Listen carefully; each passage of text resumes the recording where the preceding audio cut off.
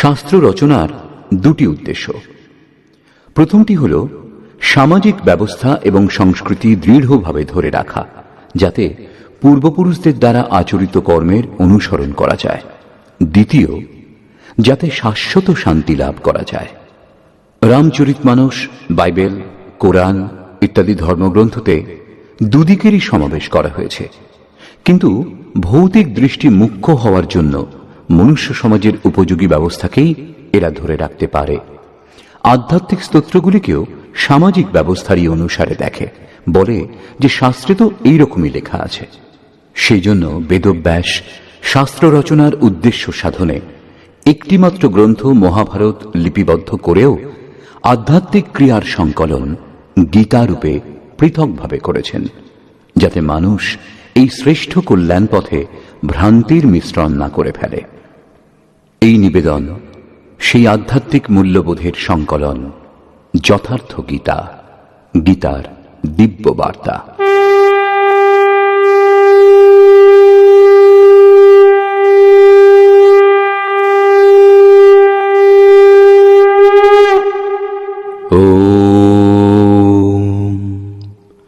শ্রী পরমাত্মনে নমঃ। যথার্থ গীতা, শ্রীমদ্ ভগবত গীতা, অথ দ্বিতীয় অধ্যায়। প্রথম অধ্যায় গীতার প্রবেশিকা মাত্র। সাধনারম্ভে পথিকের যেগুলি সমস্যা বলে বোধ হয়, তাতে সেগুলির বিবরণ দেওয়া হয়েছে। সম্পূর্ণ কৌরব পাণ্ডব যুদ্ধের জন্য প্রস্তুত ছিলেন, কিন্তু এখানে সংশয়ের পাত্র কেবল অর্জুন, অনুরাগী অর্জুন। ইষ্টের প্রতি অনুরাগী পথিককে ক্ষেত্রজ্ঞের সংঘর্ষের জন্য প্রেরণা প্রদান করে। অনুরাগ আরম্ভিক স্তর। পূজ্য মহারাজজি বলতেন, সৎ গৃহস্থ আশ্রমে থেকেও যদি অন্তরাত্মায় গ্লানি বোধ হয়, অশ্রুপাত হয়, কণ্ঠ অবরুদ্ধ হয়ে আসে, তবে জানবে যে এই স্থান থেকেই ভজন আরম্ভ হল। অনুরাগের মধ্যেই সব কিছু এসে যায়। এরই মধ্যে সকল ধর্ম, নিয়ম, সৎসঙ্গ, ভাব সব কিছু বিদ্যমান। অনুরাগের প্রথম পর্বে পারিবারিক মোহ বাধক হয়। প্রথমে সকলেই চান যে পরম সত্য লাভ করি, কিন্তু এই পথে এগিয়ে যাওয়ার পর বুঝতে পারেন যে এই মধুর পারিবারিক সম্বন্ধ উচ্ছেদ করতে হবে। তখন হতাশ হয়ে পড়েন এবং সমাজে প্রচলিত যা কিছু ধর্মকর্ম বলে মেনে চলতেন তাতেই সন্তুষ্ট হন। নিজের মোহের পুষ্টির জন্য তিনি প্রচলিত কুরীতির প্রমাণও প্রস্তুত করেন। যেমন অর্জুন বললেন যে কুলধর্ম সনাতন, যুদ্ধে সনাতন ধর্ম লোপ পাবে, কুলক্ষয় হবে, স্বেচ্ছাচার বৃদ্ধি পাবে। এই বক্তব্য অর্জুনের ছিল না, পরন্তু সদ্গুরুর সান্নিধ্যে আসার পূর্বে যে কুরীতি মেনে চলতেন শুধু তাই ছিল। এইসব কুপ্রথায় জড়িত মানুষ পৃথক পৃথক ধর্ম, বিভিন্ন সম্প্রদায়, ছোট বড় দল এবং অসংখ্য জাতির সৃষ্টি করেছে। কেউ নাক চেপে ধরে, কেউ বা কানের লতি চিরে নেয়, আবার কাউকে ছুঁলে জাত যায়। কোথাও রুটি জলে ধর্ম নষ্ট হয়। তবে কি অস্পৃশ্য অথবা স্পর্শকারীর দোষ? কখনোই না। দোষ আমাদের সমাজের ভ্রম দাদাদের। ধর্মের নামে আমরা কুরীতির শিকার হয়েছি, সেজন্য দোষ আমাদের। মহাত্মা বুদ্ধের সময় কেশ কম্বল নামে এক সম্প্রদায় ছিল। সেই সম্প্রদায়ের লোকেরা কেশ বড় করে কম্বলের মতো প্রয়োগ করাকেই পূর্ণতার মানদণ্ড বলে মনে করত। কেউ গোব্রতিক ছিল, গাভীর মতো পশুবৎ জীবন যাপন করত। কেউ কুকুর ব্রতিক ছিল, কুকুরের মতো খাওয়া দাওয়া থাকা। ব্রহ্মবিদ্যার সঙ্গে এই সকলের কোনো সম্বন্ধ নেই।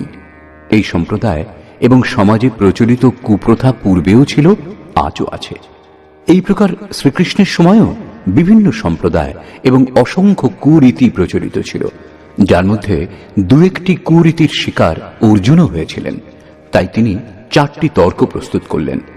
1, এই যুদ্ধে সনাতন ধর্ম নষ্ট হবে। 2, বর্ণ সংকর উৎপন্ন হবে। 3, পিণ্ডোদক ক্রিয়া লোপ পাবে। এবং 4, কুলক্ষয়ে যে মহাপাপ হয় আমরা সেই পাপ করবার জন্য উদ্যত হয়েছি। এই প্রসঙ্গে যোগেশ্বর শ্রীকৃষ্ণ বললেন, সঞ্জয় উবাচ।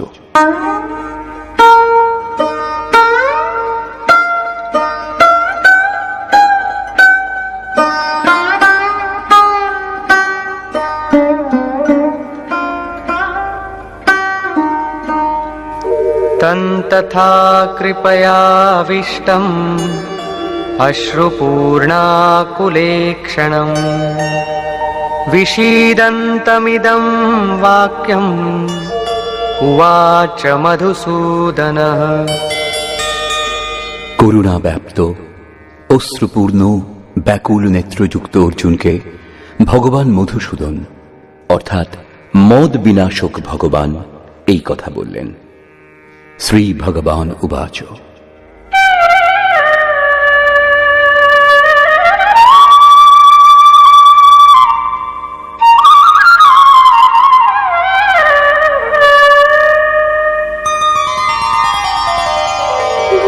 कुतस्त्वाकश्मलमिदं विषमे समुपस्थितम् अनार्यजुष्टमस्वर्ग्यम् अकीर्तिकरमर्जुन।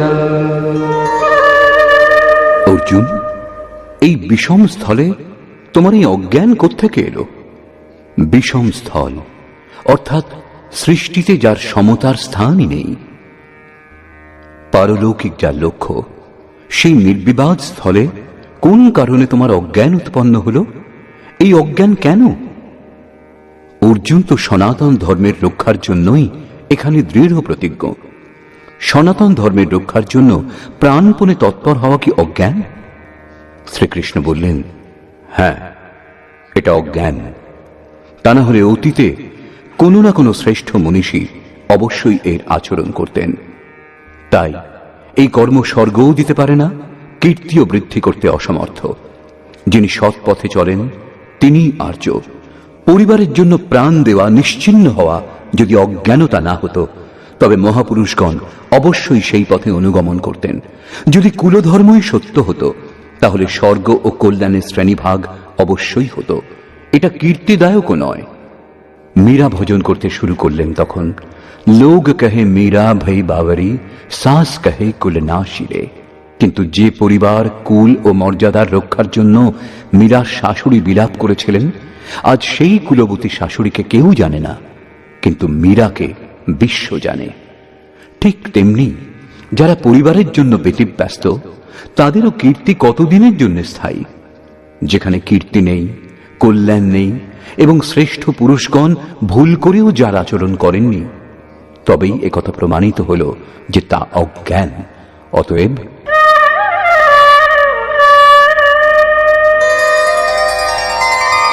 क्लैब्यमास्मगमः पार्थ नैतत्त्वय्युपपद्यते क्षुद्रं हृदय दौर्बल्यं त्यक्त्वोत्तिष्ठ परन्तप। হে অর্জুন, ক্লীব ভাব আশ্রয় করো না। তাহলে কি অর্জুন নপুংসক ছিলেন? আপনি কি পুরুষ? যে পৌরুষহীন সেই নপুংসক। সকলেই নিজ নিজ বুদ্ধি অনুসারে পুরুষার্থই করে। কৃষক রাত দিন মাথার ঘাম পায়ে ফেলে ক্ষেত খামারে পুরুষার্থের সাধন করে। কেউ ব্যবসা বাণিজ্যকে পুরুষার্থ বলে মনে করে, কেউ পদের অপব্যবহার করে পুরুষার্থী হয়। সারা জীবন পুরুষার্থ করেও অবশেষে শুধু হাতেই যেতে হয়। তাহলে এই কথা স্পষ্ট হল যে এই কার্যগুলি পুরুষার্থ নয়, শুদ্ধ পুরুষার্থ আত্মদর্শন। গার্গী যাজ্ঞবল্ক্যকে বলেছিলেন, নপুংসক পুমান জ্ঞেয় ইয়ো ন ব্যক্তি হৃদি স্থিতম পুরুষম স্বপ্রকাশম তস্মানন্দ আত্মানমব্যয়ম। সেই ব্যক্তি পুরুষ হয়েও নপুংসক যে হৃদয়স্থ আত্মাকে জানে না। সেই আত্মাই পুরুষ স্বরূপ, স্বয়ং প্রকাশ, উত্তম, আনন্দময় এবং অব্যক্ত। আত্মাকে জানার প্রয়াসই পৌরুষ। তাই হে অর্জুন, তুমি ক্লীব ভাব আশ্রয় করো না।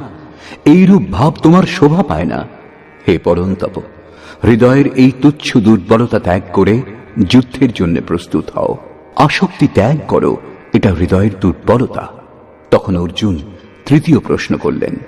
অর্জুন উবাচ कथं भीष्ममहं सङ्ख्ये द्रोणं च मधुसूदन इषुभिः प्रतियोत्स्यामि पूजार्हावरिसूदन। অহংকার সমনকারী মধুসূদন, আমি রণভূমিতে পিতামহ ভীষ্ম ও আচার্য দ্রোণের সঙ্গে বাণের দ্বারা কিরূপে যুদ্ধ করব? কারণ হে অরিসূদন, এরা দুজনেই পূজনীয় ব্যক্তি। দ্বৈতই দ্রোণ, প্রভু ভিন্ন আমি ভিন্ন, দ্বৈতের এই বোধই প্রাপ্তির প্রেরণার আরম্ভিক স্রোত। এটাই দ্রোণাচার্যের গুরুত্ব। ভ্রমই ভীষ্ম। যতক্ষণ ভ্রম বিদ্যমান ততক্ষণ সন্তান, পরিবার, আত্মীয় সকলেই নিজের বলে মনে হয়। ভ্রমের জন্যেই নিজের বলে বোধ হয়। আত্মা এদেরই পূজ্য বলে মনে করে। এদের সঙ্গে থাকে যে ইনি পিতা, ইনি ঠাকুরদা, কুলগুরু ইত্যাদি। সাধনা যখন সম্পূর্ণ হয় তখন গুরু না চেলা, পুরুষ অকেলা। न बंधुर्न मित्रं गुरुर्नैव शिष्य चिदानंद रूपः शिवोहं शिवोहं। যখন চিত্ত পরম আনন্দে বিলীন হয় তখন গুরুও জ্ঞানদাতা থাকেন না ও শিষ্যও গ্রহণকর্তা রূপে থাকেন না। এটাই পরম স্থিতি। গুরুর গুরুত্ব লাভ করার পর গুরু শিষ্য একাকার হয়ে যান। শ্রীকৃষ্ণ বললেন, অর্জুন, তুমি আমাতে নিবাস করবে। এখানে যে রূপ শ্রীকৃষ্ণের, পরে সেই রূপই লাভ করবেন অর্জুন, এবং ঠিক তেমনই স্থিতিপ্রাপ্ত মহাপুরুষগণ হন। এরূপ অবস্থাতে গুরুর গুরুত্ব বিলীন হয়ে যায় ও সেই গুরুত্ব শিষ্যের হৃদয়ে সঞ্চার হয়। অর্জুন গুরুপদের দোহাই দিয়ে এই সংঘর্ষ এড়িয়ে যেতে চাইছেন। তিনি বলছেন, गुरून् हत्वा हि महानुभावान् श्रेयो भोक्तुं भैक्षमपीह लोके हत्वार्थकामास्तु गुरूनिहैव भुञ्जीय भोगान् रुधिरप्रदिग्धान्। এই মহানুভব গুরুজনদের বধ না করে ইহজগতে ভিক্ষান্ন গ্রহণ করলেও আমার কল্যাণ হবে বলে মনে করি। এখানে ভিক্ষার অর্থ ভরণ পোষণের জন্য ভিক্ষা করা নয়, পরন্তু সৎপুরুষের যথাসাধ্য সেবা করে তার কাছ থেকে কল্যাণের প্রার্থনা করাই ভিক্ষা। অন্নং ব্রহ্মেতি ব্যাজানাৎ। অন্নই একমাত্র পরমাত্মা, যা গ্রহণ করে আত্মা সর্বদার জন্য তৃপ্ত হয়ে যায়, আর কখনো অতৃপ্ত হয় না। আমরা মহাপুরুষের সেবা ও যাচনা দ্বারা ধীরে ধীরে ব্রহ্ম পীযূষ পান করতে চাই, কিন্তু এই পরিবার যাতে ত্যাগ করতে না হয়, এখানে এই ছিল অর্জুনের ভিক্ষান্নের কামনা। সংসারের অধিকাংশ লোকে এইরকমই করে। তারা চায় যে পারিবারিক স্নেহ সম্বন্ধ অটুট থাকুক ও মুক্তির পথও ধীরে ধীরে প্রশস্ত হতে থাক। সাধনা পথের পথিক যিনি, যার সংস্কার এদের চেয়ে উন্নত, যার মধ্যে সংঘর্ষ করবার ক্ষমতা আছে, স্বভাবে ক্ষত্রিয়ত্ব বিরাজিত, তার জন্য এই ভিক্ষান্নের বিধান নেই। নিজের ক্ষমতা অনুসারে কিছু না করে যাচনা করাই ভিক্ষা। গৌতম বুদ্ধ তার মধ্যম নিকায়ের ধম্মদায়াত সূত্রে এই ভিক্ষান্নকে আমিষ দায়াত বলে হেয় করেছেন, যদিও জীবনযাপন তারা ভিক্ষুর মতোই করতেন। এই গুরুজনদের বধ করে কি লাভ হবে? এই লোকে রুধিরাক্ত অর্থ ও কামনার জন্য যে ভোগ, সেই ভোগের বাসনাই পূরণ হবে। অর্জুন ভেবেছিলেন ভজন করলে ভৌতিক সুখের মাত্রা বৃদ্ধি পাবে। এরূপ কঠিন সংঘর্ষ করার পরও শরীরের পোষক অর্থ ও কামনার যে সমস্ত বস্তু সামগ্রী, সেগুলিই তো ভোগ করার জন্য লাভ হবে। পুনরায় তিনি তর্কের অবতারণা করলেন। न चैतद्विद्मः कतरन्नो गरीयो यद्वा जयेम यदि वा नो जयेयो यानेव हत्वा न जिजीविषामः एव स्थिताः प्रमुखे धार्तराष्ट्राः। এও নিশ্চিত নয় যে সেই ভোগ লাভ হবেই। এও জানি না যে আমার পক্ষে কোনটি শ্রেয়স্কর, কারণ এ পর্যন্ত আমি যা কিছু বলেছি সে সমস্ত অজ্ঞান বলে প্রমাণিত হয়েছে। এও জানি না যে আমরা জয়লাভ করব অথবা তারা করবে। তাদের বধ করে আমি বেঁচে থাকতে চাই না। সেই ধৃতরাষ্ট্রপুত্রগণ আমার সম্মুখে দণ্ডায়মান। অজ্ঞানরূপ ধৃতরাষ্ট্র থেকে উৎপন্ন মোহ ইত্যাদি স্বজন সমুদায় ধ্বংসই যখন হয়ে যাবে, তখন আমি বেঁচেই বা কি করব? অর্জুন পুনরায় ভেবে দেখলেন যে যা কিছু তিনি বলছেন হতে পারে তাও অজ্ঞান। তাই তিনি প্রার্থনা করলেন, कार्पण्यदोषोपहतः स्वभावः पृच्छामि त्वां धर्मसम्मूढचेताः। यच्छ्रेयस्यान्निश्चितं ब्रूहि तन्मे, शिष्यस्तेऽहं शाधि मां त्वां प्रपन्नम्।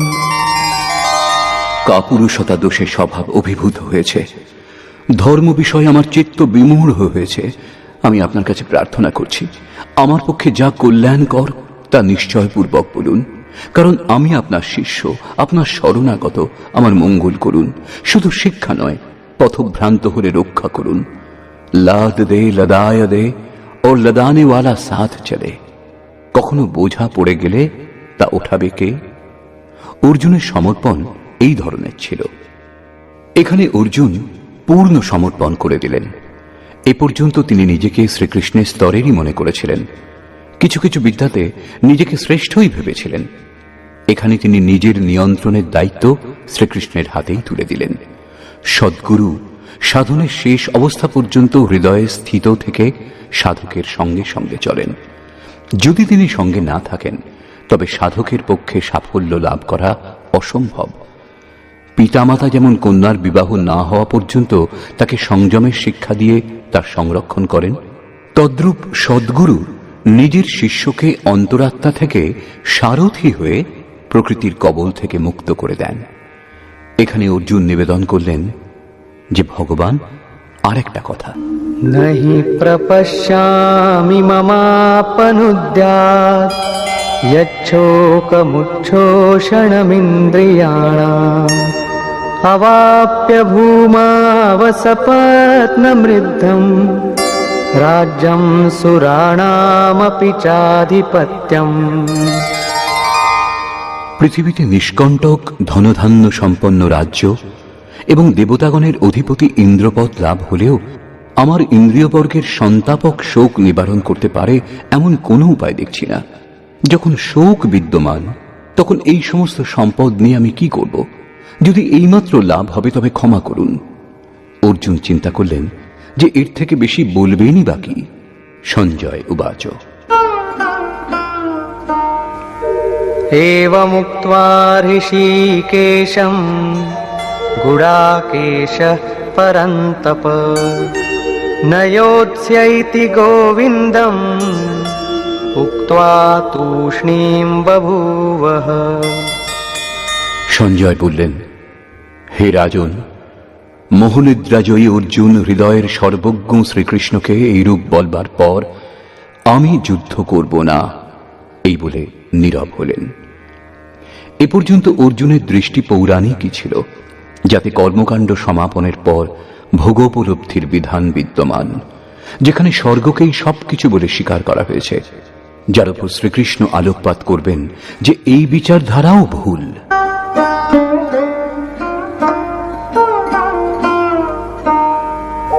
तमुवाच ऋषिकेशः प्रहसन्निव भारत सेनयोरुभयोर्मध्ये विषीदन्तमिदं वचः। তারপর হে ভরতবংশীয় ধৃতরাষ্ট্র, অন্তর্যামী শ্রীকৃষ্ণ ভগবান উভয় সেনাদলের মধ্যে শোকাতুর অর্জুনকে হেসে এই কথা বললেন। শ্রী ভগবান উবাচ, अशोचानन्वशोचस्त्वं प्रज्ञावादांश्च भाषसे गतासु न गतासूश्च नानुशोचन्ति पण्डिताः। অর্জুন, যাদের জন্য শোক করা উচিত নয় তাদের জন্য তুমি শোক করছো, অথচ পণ্ডিতের মতো কথা বলছো। কিন্তু বুদ্ধি সম্পন্ন পণ্ডিতগণ মৃত বা জীবিত কারো জন্য শোক করেন না, কারণ তাদেরও একদিন মৃত্যু হবে। তুমি কেবল পণ্ডিতদের মতো কথাই বলো, বস্তুত জ্ঞাতা নও। কেননা न त्वेवाहं जातु नासं न त्वन्नेमे जनाधिपाः न चैव न भविष्यामः सर्वे वयमतः परम्। আমি অর্থাৎ সদ্গুরু কোনো কালে ছিলাম না এমন নয়, তুমি অর্থাৎ অনুরাগী অধিকারী কখনো ছিলে না তাও নয়, বা জনাধিপা এই রাজাগণ অর্থাৎ রাজসিক বৃত্তিতে যে অহংকার পাওয়া যায় তা ছিল না, এবং একথাও নয় যে ভবিষ্যতে আমরা কেউ থাকব না। সদ্গুরু সর্বদাই থাকেন, অনুরাগীও সর্বদা থাকে। এখানে যোগেশ্বর যোগের অনন্ততার উপর আলোকপাত করে ভবিষ্যতেও এর বিদ্যমানতার উপর জোর দিলেন। মরণ ধর্মাদের জন্য শোক না করার কারণ দেখিয়ে আরো বললেন, देहिनोऽस्मिन् यथा देहे कौमारं यौवनं जरा तथा देहान्तरप्राप्तिः धीरस्तत्र न मुह्यति। যেমন জীবাত্মার এই দেহে কৌমার, যৌবন ও বৃদ্ধাবস্থা ক্রমে উপস্থিত হয়, তেমনি দেহান্তর প্রাপ্তিতে ধীর পুরুষ মুগ্ধ হন না। কখনো আপনি বালক ছিলেন, ক্রমে যুবক হলেন, কিন্তু এর জন্য আপনার মৃত্যু তো হয়নি। আবার একদিন বৃদ্ধ হলেন, পুরুষ একটাই। তেমনি নতুন দেহ প্রাপ্তিতে কোনো বাধা নেই। দেহের এই পরিবর্তন ততক্ষণ চলে যতক্ষণ এই পরিবর্তনের অতীত কোনো বস্তু লাভ না হয়। मात्रा स्पर्शास्तु कौन्तेय शीतोष्णसुखदुःखदाः आगमापायिनो नित्याः तां स्थितिक्षस्व भारत। হে কুন্তিপুত্র, সুখ দুঃখ, শীত উষ্ণ ইন্দ্রিয়ের সঙ্গে বিষয়ের সংযোগ হেতু অনুভূত হয়, তাই ক্ষণভঙ্গুর ও অনিত্য। অতএব হে ভরতবংশীয় অর্জুন, তুমি এদের ত্যাগ করো। অর্জুন ইন্দ্রিয় ও বিষয়ের সংযোগজনিত সুখের স্মরণ করেই ব্যাকুল হচ্ছিলেন। কুলধর্ম, কুলগুরুর পূজ্যতা ইত্যাদি ইন্দ্রিয় সমূহের সঙ্গে সম্পর্কযুক্ত ও এর অন্তর্গত। এই সমস্তই ক্ষণিক, মিথ্যা ও নাশবান। বিষয়ের সংযোগ সর্বদা পাওয়া যায় না, এবং ইন্দ্রিয়ের ক্ষমতাও সর্বদা একরকম থাকে না। অতএব অর্জুন, তুমি এদের পরিত্যাগ করো ও অপ্রতিকার পূর্বক সহ্য করো। কেন? সেই যুদ্ধস্থল কি হিমালয়ের ঠান্ডা প্রদেশে ছিল, যার জন্য অর্জুনকে ঠান্ডা সহ্য করতে হবে? অথবা মরুভূমির গ্রীষ্মপ্রধান অঞ্চল ছিল, যার জন্য গরম সহ্য করতে হবে? কুরুক্ষেত্রকে লোকে সমশীতোষ্ণ অঞ্চল বলে। মাত্র 18 দিন যুদ্ধ হয়েছিল, এরই মধ্যে শীত গ্রীষ্ম পার হয়ে গিয়েছিল। বস্তুত শীত গ্রীষ্ম, সুখ দুঃখ, মান অপমান সহ্য করা একজন যোগীর ওপর নির্ভর করে। এটা হৃদয় ক্ষেত্রের যুদ্ধের বর্ণনা, বহির্জগতের যুদ্ধের সম্বন্ধে গীতা বলেনি। গীতা শাস্ত্রে ক্ষেত্র ক্ষেত্রজ্ঞের সংঘর্ষের বর্ণনা করা হয়েছে, যাতে আসুরি প্রবৃত্তিগুলিকে শান্ত করে পরমাত্মায় স্থিতি প্রদান করে দৈবী সম্পদও শান্ত হয়ে যায়। যখন কোনো বিকার থাকে না, তখন স্বজাতীয় প্রবৃত্তিসমূহ কার উপর আক্রমণ করবে? অতএব স্থিতি লাভের সঙ্গে তারাও শান্ত হয়ে যায়, কিন্তু এর পূর্বে নয়। গীতাতে অন্তর্দেশের যুদ্ধের বর্ণনা করা হয়েছে। এই ত্যাগে কি লাভ? এই প্রসঙ্গে শ্রীকৃষ্ণ বললেন, यं हि न व्यथयन्त्येते पुरुषं पुरुषर्षभ समदुःखसुखं धीरं सोऽमृतत्वाय कल्पते। কারণ হে পুরুষ শ্রেষ্ঠ, সুখ দুঃখে অবিচলিত সেই ধীর পুরুষকে ইন্দ্রিয় সমূহ ও বিষয়গুলির সংযোগ ব্যথিত করতে পারে না।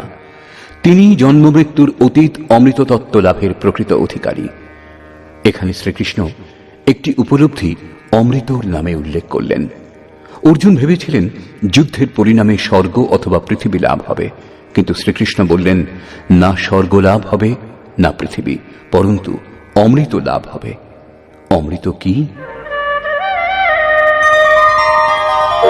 না সতো বিদ্যতে ভাবো না ভাবো বিদ্যতে সতঃ উভয়োরপি দৃষ্টন্তঃ ত্বনয়োস্তত্ত্বদর্শিভিঃ। হে অর্জুন, অসৎ বস্তুর অস্তিত্ব নেই, সেই জন্য ধরে রাখা যেতে পারে না, এবং সত্যের তিনকালে অভাব নেই, তা নষ্ট করা যেতে পারে না। অর্জুন জিজ্ঞাসা করলেন, আপনি ভগবান, তাই কি এই কথা বলছেন? শ্রীকৃষ্ণ বললেন, আমি তো বলছি, উভয়ের পার্থক্য আমার সাথে সাথে অন্যান্য তত্ত্বদর্শীগণও জানেন। যে সত্য তত্ত্বদর্শীগণ জেনেছেন, সেই সত্যই শ্রীকৃষ্ণও পুনরাবৃত্তি করলেন। শ্রীকৃষ্ণ তত্ত্বদর্শী মহাপুরুষ ছিলেন। পরম তত্ত্ব পরমাত্মার প্রত্যক্ষ দর্শন যিনি করেন এবং তাতে স্থিতি লাভ করেন, তাকেই তত্ত্বদর্শী বলে। সৎ ও অসৎ কাকে বলে, এ বিষয়ে বলা হয়েছে, অবিনাশী তু তদ্বিদ্ধি येन सर्वमिदं ततं विनाशमव्ययस्यास्य न कश्चित् कर्तुमर्हति। যিনি এই সমগ্র জগৎ পরিব্যাপ্ত করে আছেন, তিনিই অবিনাশী। এই অব্যয়স্য অবিনাশীর বিনাশ করতে কেউই সমর্থ হয় না। কিন্তু এই অবিনাশী অমৃতের নাম কি? তিনি কে? অন্তবন্ত ইমে দেহা নিত্যস্যোক্তাঃ শরীরিণঃ অনাশিনো প্রমেয়স্য তস্মাদ্যুধ্যস্ব ভারত। অবিনাশী, অপ্রমেয় ও নিত্যস্বরূপ আত্মার এই সকল দেহ নশ্বর বলে উক্ত হয়েছে। অতএব হে ভরতবংশীয় অর্জুন, তুমি যুদ্ধ করো। আত্মাই অমৃত, আত্মাই অবিনাশী, যার তিন কালে বিনাশ নেই। আত্মাই সৎ, দেহ নাশবান, তাই তা অসৎ, ত্রিকালে যার অস্তিত্ব নেই। দেহ নশ্বর, তাই তুমি যুদ্ধ করো। এই আদেশে একথা স্পষ্ট হয় না যে অর্জুন কেবল কৌরবদেরই নিহত করবেন। পাণ্ডব পক্ষেও তো দেহের উপস্থিতি ছিল। পাণ্ডবগণের দেহ কি অবিনাশী ছিল? যদি দেহ নাশবান, তবে শ্রীকৃষ্ণ কার রক্ষার জন্য দাঁড়িয়েছিলেন? তবে কি অর্জুন কোনো দেহধারী ছিলেন? দেহ যা অসৎ, যার কোনো অস্তিত্ব নেই, যাকে ধরে রাখা যায় না, শ্রীকৃষ্ণ কি সেই দেহকে বাঁচিয়ে রাখার জন্য রক্ষাকর্তা হয়েছিলেন? যদি এমনই হয়েছিল, তাহলে তিনিও অবিবেকী ও মূঢ়। কারণ এরপর তিনি নিজেই বলেছেন, যারা কেবল আহারের জন্যই বাঁচে, পরিশ্রম করে, তারা অবিবেকী ও মূঢ়। এইরূপ পাপী পুরুষের বেঁচে থাকাটাই ব্যর্থ। তাহলে অর্জুন কে ছিলেন? বস্তুত অনুরাগী অর্জুন। অনুরাগীর জন্য ইষ্ট সর্বদা সারথি হয়ে সঙ্গে থাকেন, বন্ধুর মতো পথ দেখান। আপনি দেহ নন, দেহটা আবরণ মাত্র, বাসস্থান। অনুরাগপূর্ণ আত্মাই এতে বাস করেন। ভৌতিক যুদ্ধে, হত্যাকাণ্ডে শরীরান্ত হয় না। এই দেহ ত্যাগ করলে আত্মা অন্য দেহ ধারণ করে নেবে। এই বিষয়ে শ্রীকৃষ্ণ পূর্বেই বলেছেন, যেভাবে বাল্যকাল থেকে যুবা বা বৃদ্ধাবস্থা আসে, ঠিক সেইভাবেই দেহান্তর ঘটে। শরীর বধ করলে জীবাত্মা নতুন বস্ত্র পরিবর্তন করে নেবে। দেহ সংস্কারের উপর আশ্রিত ও সংস্কার মনের উপর আধারিত। মন এবা মনুষ্যাণাম কারণম বন্ধ মোক্ষয়। এই মনকে শান্ত রাখা, অচল স্থির অবস্থান করা এবং অন্তিম সংস্কারের বিলয় হওয়া একই ক্রিয়া। সংস্কারের স্তর নিঃশেষ হওয়াই শরীরের অন্ত বা শেষ। এর বিলয়ের জন্য আপনাকে আরাধনা করতে হবে, যাকে শ্রীকৃষ্ণ কর্ম অথবা নিষ্কাম কর্মযোগের সংজ্ঞা দিয়েছেন। শ্রীকৃষ্ণ স্থানে স্থানে অর্জুনকে যুদ্ধের জন্য প্রেরণা দিয়েছেন, কিন্তু এর একটা শ্লোকও ভৌতিক যুদ্ধ বা হত্যাকাণ্ডের সমর্থন করে না। এই যুদ্ধ স্বজাতীয় বিজাতীয় প্রবৃত্তিগুলির যুদ্ধ, যা অন্তর্দেশে ঘটে থাকে। य एनं वेत्ति हन्तारं यश्चैनं मन्यते हतम् उभौ तौ न विजानीतो नायं हन्ति न हन्यते। যিনি এই আত্মাকে হন্তা বলে মনে করেন এবং যিনি এই আত্মাকে মৃত বলে মনে করেন, তারা উভয়েই আত্মাকে জানেন না, কারণ এই আত্মা কাউকে হত্যা করেন না এবং কারো দ্বারা নিহতও হন না। পুনরায় এই বিষয়ের উপর জোর দিলেন। न जायते म्रियते वा कदाचित् नायं भूत्वा भविता वा न भूयः अजो नित्यः शाश्वतोऽयं पुराणो न हन्यते हन्यमाने शरीरे। এই আত্মা কোনো কালে জাত বা মৃত হন না, কারণ বস্ত্র পরিবর্তন করে নেন। আত্মা হয়ে অন্য কিছুতে পরিবর্তনও হয় না, কারণ এই আত্মা অজন্মা, নিত্য, শাশ্বত এবং পুরাতন। দেহ নাশ হলেও আত্মার বিনাশ হয় না। আত্মাই সত্য ও সনাতন। আপনি কে? শাশ্বত ধর্মের উপাসক। শাশ্বতকে? আত্মা, অর্থাৎ আমি ও আপনি আত্মার উপাসক। যদি আপনি আত্মিক পথটি না ধরেছেন, তাহলে আপনার কাছে শাশ্বত সনাতন নামের কোনো বস্তু নেই। যদি আপনি সেই পথে চলবার জন্য ব্যাকুল, তবে আপনি প্রত্যাশী অবশ্যই, কিন্তু সনাতন ধর্মী নন। আপনি সনাতন ধর্মের নামে কোনো কুরীতির শিকার হয়েছেন। দেশ বিদেশে মানুষ মাত্রেরই আত্মা এক সমান। সেই জন্য বিশ্বে কোথাও কোনো ব্যক্তি যদি আত্মাতে স্থিত হওয়ার ক্রিয়া জানেন ও সেই পথে চলার জন্য প্রযত্নশীল, তাহলে তিনি সনাতন ধর্মী। তাতে তিনি নিজেকে হিন্দু, মুসলমান, ইহুদি যা কিছুই বলুন না কেন।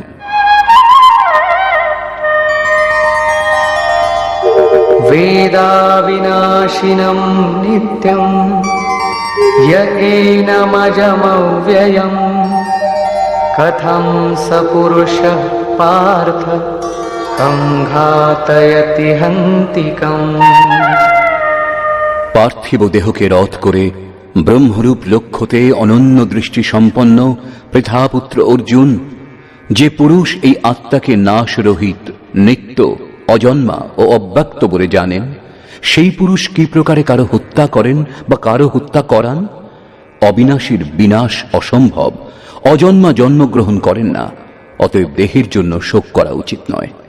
এ কথা উদাহরণের মাধ্যমে স্পষ্ট করলেন। वासांसि जीर्णानि यथा विहाय नवानि गृह्णाति नरोपराणि तथा शरीराणि विहाय जीर्णान्यन्यानि संयाति नवानि देहि। মানুষ যেমন জীর্ণানি বা সাংসি, জীর্ণ শীর্ণ পুরনো বস্ত্রগুলি ত্যাগ করে অন্য নতুন বস্ত্র গ্রহণ করে, সেইরূপ জীবাত্মা পুরনো শরীর ত্যাগ করে অন্য নতুন শরীর গ্রহণ করে। জীর্ণ হওয়ার পরই যদি নতুন শরীর ধারণ করা হয়ে থাকে, তাহলে শিশু কেন মরে? এই শরীরের আরও বিকাশ হওয়া উচিত। বস্তুত শরীর সংস্কারের উপর আধারিত। যখন সংস্কার জীর্ণ হয়, তখনই আমরা দেহ ত্যাগ করি। যদি সংস্কার দুদিনের, তাহলে দ্বিতীয় দিনই শরীর জীর্ণ হয়ে যাবে। এরপর মানুষ একটা নিঃশ্বাসও বেশি নিতে পারে না। সংস্কারই শরীর। আত্মা সংস্কার অনুযায়ী নতুন শরীর ধারণ করে থাকে। अथ खलु क्रतुमयः पुरुषः यथा इहैव तथैव प्रत्यभवति क्रीतं लोकं पुरुषो विजायते। অর্থাৎ এই পুরুষ অবশ্যই সংকল্পময়। এই পৃথিবীতে পুরুষ যেমন নিশ্চয় যুক্ত হয়, মৃত্যুর পর তেমনি তার অবস্থা হয়ে থাকে। নিজের সংকল্পের দ্বারা তৈরি শরীরে পুরুষের সৃষ্টি হয়। এইরূপ মৃত্যু দেহের পরিবর্তন মাত্র, আত্মা মরে না। পুনরায় এর অজরতা অমরতার উপর জোর দিলেন। নৈনম ছিন্দন্তি শস্ত্রাণি নৈনম দহতি পাবকঃ ন চৈনম ক্লেদয়ন্ত্যাপো ন শোষয়তি মারুতঃ। অর্জুন, এই আত্মাকে কোনো শস্ত্র ছেদন করতে পারে না, অগ্নি দহন করতে পারে না, জল একে আর্দ্র করতে পারে না এবং বায়ু একে শুষ্ক করতে পারে না। अच्छेद्योऽयमदाह्योऽयम् अक्लेद्यो शोष्य एव च नित्यः सर्वगतः स्थाणुः अचलोऽयं सनातनः। এই আত্মা অচ্ছেদ্য, একে ছেদন করা যেতে পারে না। এই আত্মা অদাহ্য, একে দহন করা যেতে পারে না। অক্লেদ্য, একে আর্দ্র করা যেতে পারে না। আকাশ একে নিজের মধ্যে সমাহিত করতে পারে না। নিঃসন্দেহে এই আত্মা অশস্য, সর্বব্যাপক, অচল, স্থির এবং সনাতন।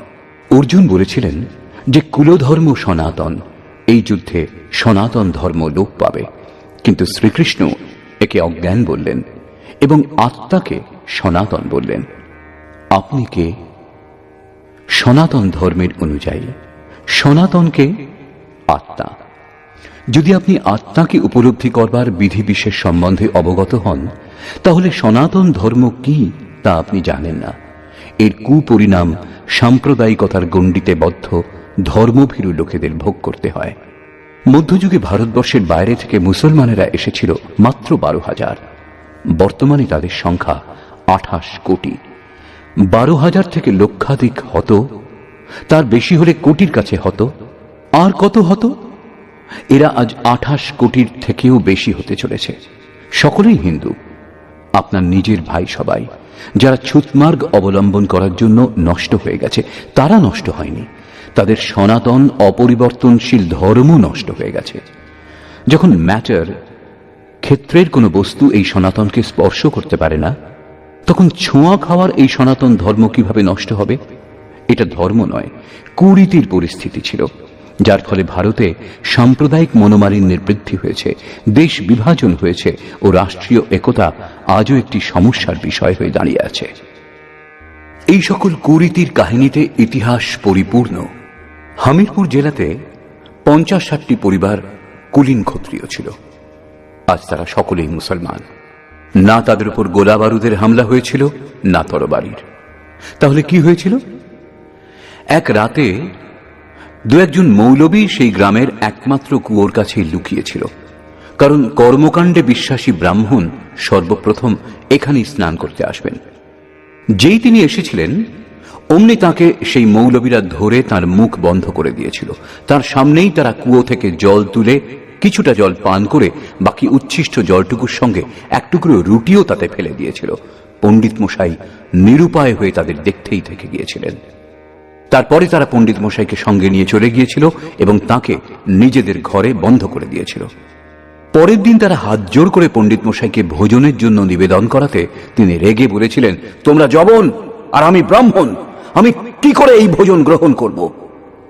মৌলবীরা তখন বলেছিল, মহারাজ, আপনার মতো বিচারবান লোকদের আমাদের বড়ই দরকার, ক্ষমা করবেন। এরপর পণ্ডিত মশাইকে তারা ছেড়ে দিয়েছিল। পণ্ডিত মশাই নিজের গ্রামে ফিরে দেখেছিলেন যে লোকে কুয়োর জল আগেকার মতোই ব্যবহার করে চলেছে। তিনি তা দেখে অনশন আরম্ভ করে দিয়েছিলেন। কিছু লোকে কারণ জিজ্ঞাসা করাতে বলেছিলেন, জবনরা এই কুয়োর পাড়ে চড়েছিল, আমার সামনেই তারা এর জল উচ্ছিষ্ট করেছে, এর মধ্যে রুটিও ফেলেছে। একথা শুনে গ্রামের লোকেরা স্তব্ধ হয়ে গিয়েছিল। তারা জিজ্ঞাসা করেছিল, এখন কি হবে? পণ্ডিত মশাই বলেছিলেন, কি আর হবে, ধর্ম তো নষ্টই হয়ে গেছে। সেই সময় সেই গ্রামের লোকেরা অশিক্ষিত ছিল। স্ত্রী ও শূদ্রের কাছ থেকে পড়ার অধিকার বহু আগেই কেড়ে নেওয়া হয়েছিল।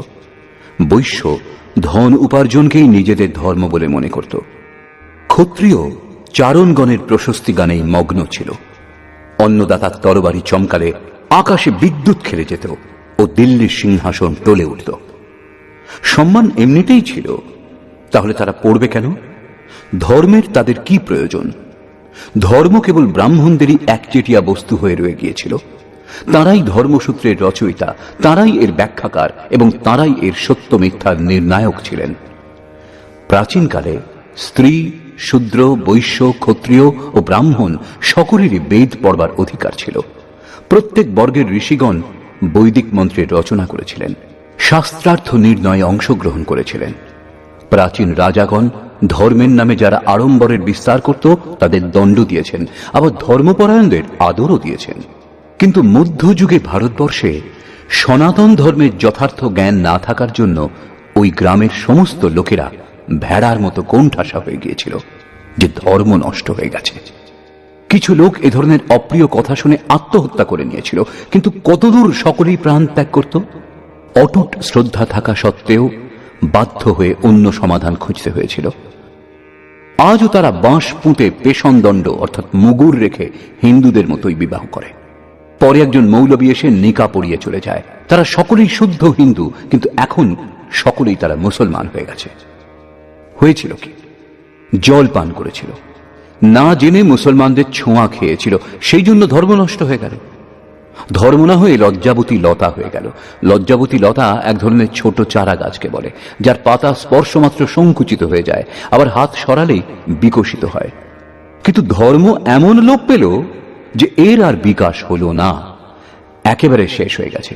তাদের কৃষ্ণ, রাম ও পরমাত্মা মরে গেছে। যারা শাশ্বত তারা নেই। বাস্তবে সেটি শাশ্বতের নামে কোনো কুরীতি ছিল যা লোকে ধর্ম বলে মেনে নিয়েছিল। ধর্মের স্মরণে আমরা যাই কেন? কারণ আমরা মরণ ধর্মা ও ধর্ম কোনো প্রামাণ্য বস্তু যার শরণাগত হলে অমরতা লাভ করা যায়। আমরা তো হত্যা করলে মারা যায়, আর ধর্ম কি শুধু স্পর্শে এবং আহার গ্রহণে নষ্ট হয়ে যায়? তাহলে ধর্ম আমাদের রক্ষা কি করে করবে? ধর্ম তো আপনার রক্ষা করে, আপনার চেয়ে শক্তিশালী। আপনি তরবারির আঘাতে মরবেন, আর ধর্ম তার ছোঁয়াতেই নষ্ট হয়ে গেছে।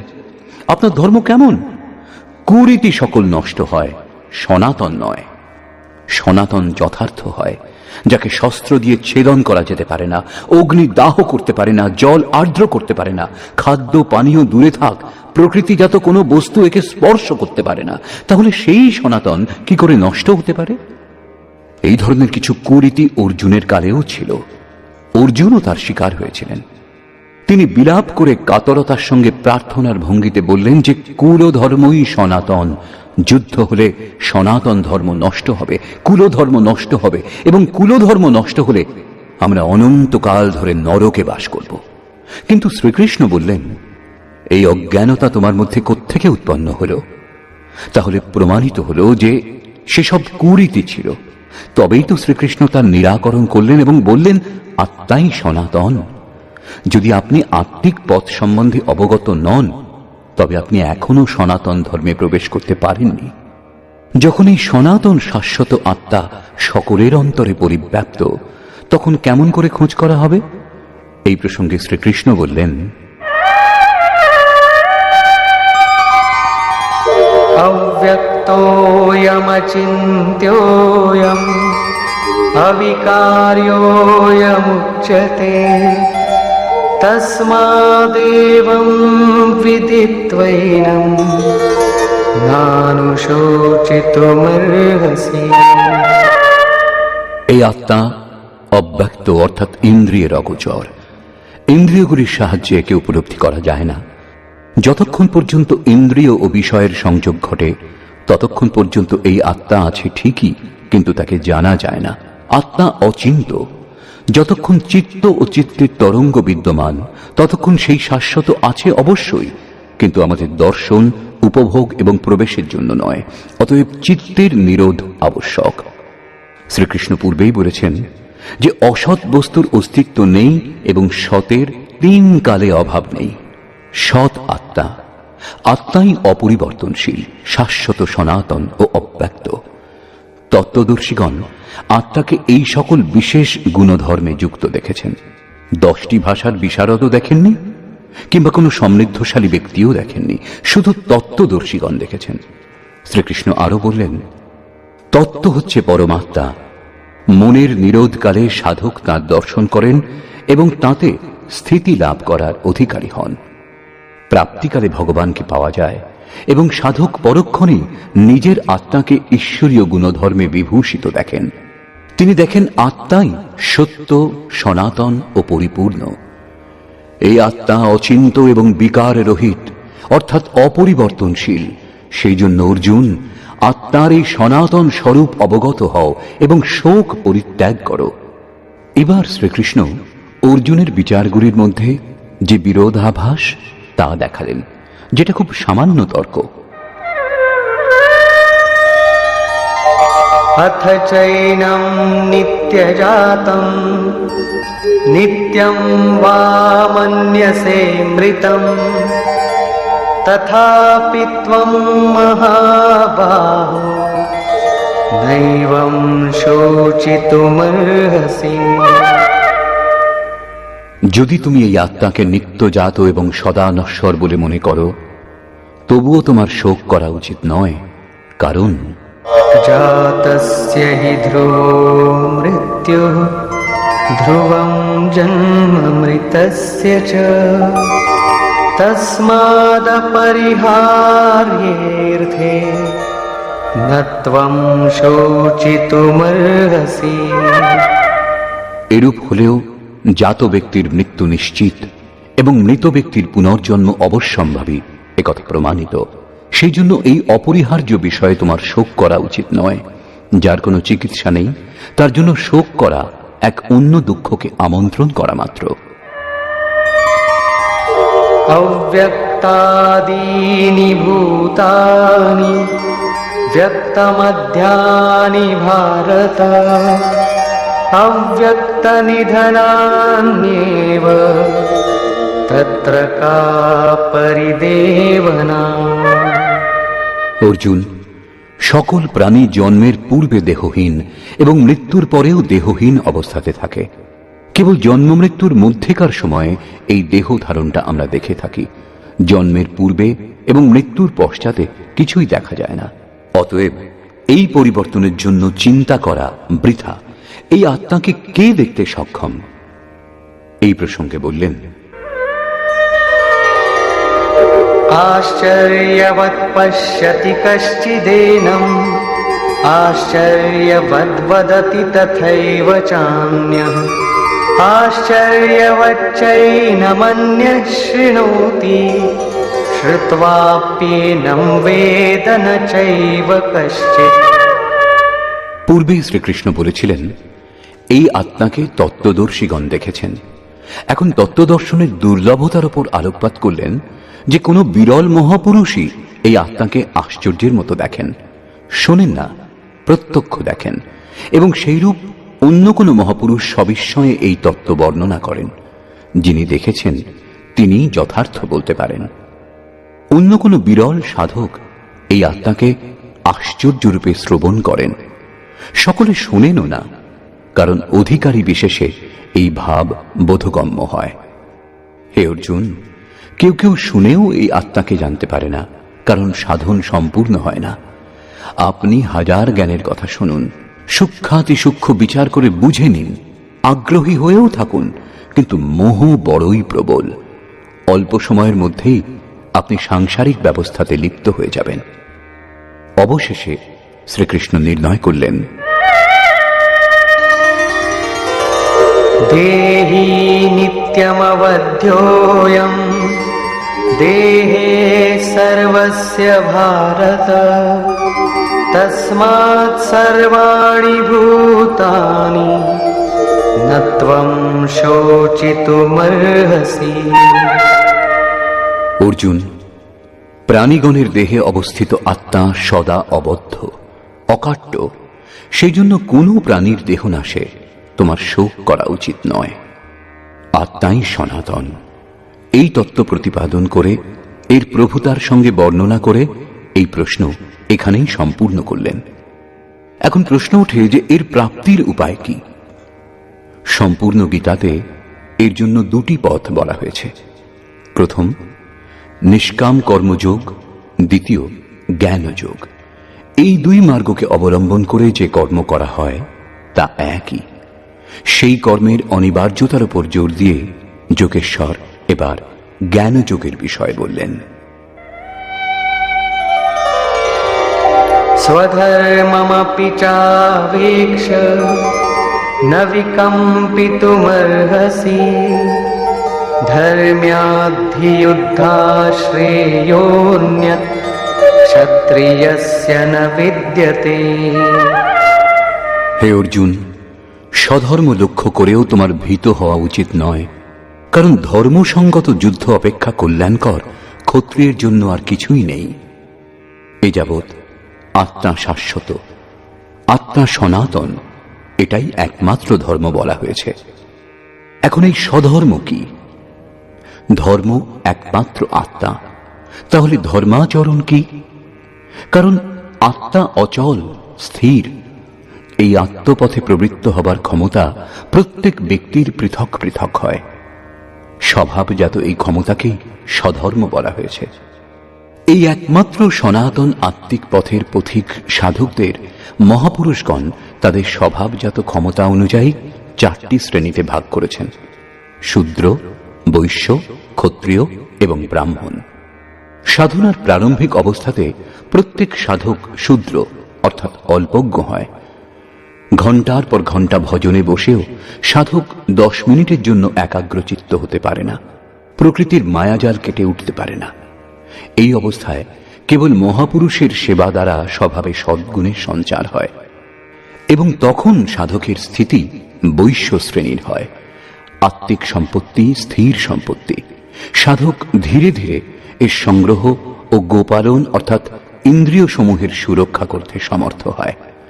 কাম, ক্রোধ ইত্যাদি থেকে ইন্দ্রিয়ের হিংসা হয় এবং বিবেক বৈরাগ্যের মাধ্যমে এদের সুরক্ষা হয়। কিন্তু প্রকৃতিকে নির্বীজ করবার ক্ষমতা তার মধ্যে এখনো হয় না। ক্রমশ উন্নতি করতে করতে সাধকের অন্তরে ত্রিগুণকে খণ্ডন করবার ক্ষমতা এসে যায়। এই স্তর থেকেই সাধক প্রকৃতি ও তার বিকার সমূহকে বিনষ্ট করার ক্ষমতা লাভ করেন। এই জন্য যুদ্ধ এখান থেকেই শুরু হয়। ক্রমশ সাধক সাধনা সম্পূর্ণ করে ব্রাহ্মণত্বে পরিবর্তিত হন। তখন মনকে শান্ত রাখা, ইন্দ্রিয় দমন, চিন্তার নিরবচ্ছিন্ন ধারা, সরলতা, অনুভব, জ্ঞান ইত্যাদি লক্ষণ সাধকের মধ্যে স্বাভাবিকভাবে দেখা যায়। এদের অনুষ্ঠান করে পথ অতিক্রম করে ক্রমশ তিনি ব্রহ্মত্ব লাভ করেন, যেখানে পৌঁছে তিনি ব্রাহ্মণও থাকেন না। বিদেহ রাজা জনকের সভায় মহর্ষি যাজ্ঞবল্ক্য চাক্রায়ণ, উশস্তি, কহল, আরুণী, উদ্দালক এবং গার্গীর প্রশ্নের সমাধান করে বলেছিলেন, যিনি আত্মদর্শী এবং নিজের পূর্ণতা দেখেছেন তিনিই ব্রাহ্মণ। এই আত্মাই লোক, পরলোক ও সমস্ত প্রাণীগণকে অন্তর থেকে নিয়ন্ত্রিত করে চলেছে। সূর্য, চন্দ্র, পৃথিবী, জল, বায়ু, অগ্নি, তারাগণ, অন্তরিক্ষ, আকাশ এবং প্রতিক্ষণ এই আত্মার দ্বারাই অনুশাসিত। এই আত্মা অন্তর্যামী অমৃত। আত্মাই অক্ষর, এছাড়া বাকি সবই বিনাশশীল। যে ব্যক্তি এই জগতে এই অক্ষরকে না জেনে হোম করে, তপস্যা করে, হাজার হাজার বছর পর্যন্ত যজ্ঞ করে, তার এই সকল কর্ম নিষ্ফল হয়ে যায়। যদি কোনো ব্যক্তি এই অক্ষরকে না জেনে প্রাণত্যাগ করে, তবে সে দয়ার পাত্র। যিনি এই অক্ষরকে জেনে মৃত্যুবরণ করেন তিনি ব্রাহ্মণ। অর্জুন ক্ষত্রিয় শ্রেণীর সাধক ছিলেন। শ্রীকৃষ্ণ বলছেন, ক্ষত্রিয় শ্রেণীর সাধকের জন্য যুদ্ধ অপেক্ষা কল্যাণকর আর কোনো পথই নেই। প্রশ্ন ওঠে যে ক্ষত্রিয়কে? প্রায় লোকে এর অর্থ সমাজে জন্ম থেকে উৎপন্ন ব্রাহ্মণ, ক্ষত্রিয়, বৈশ্য, শূদ্র জাতি থেকে বোঝে। এদেরই 4টি বর্ণ বলে মেনে নেওয়া হয়েছে, কিন্তু না, শাস্ত্রকার স্বয়ং বলেছেন ক্ষত্রিয়কে, বর্ণ কি।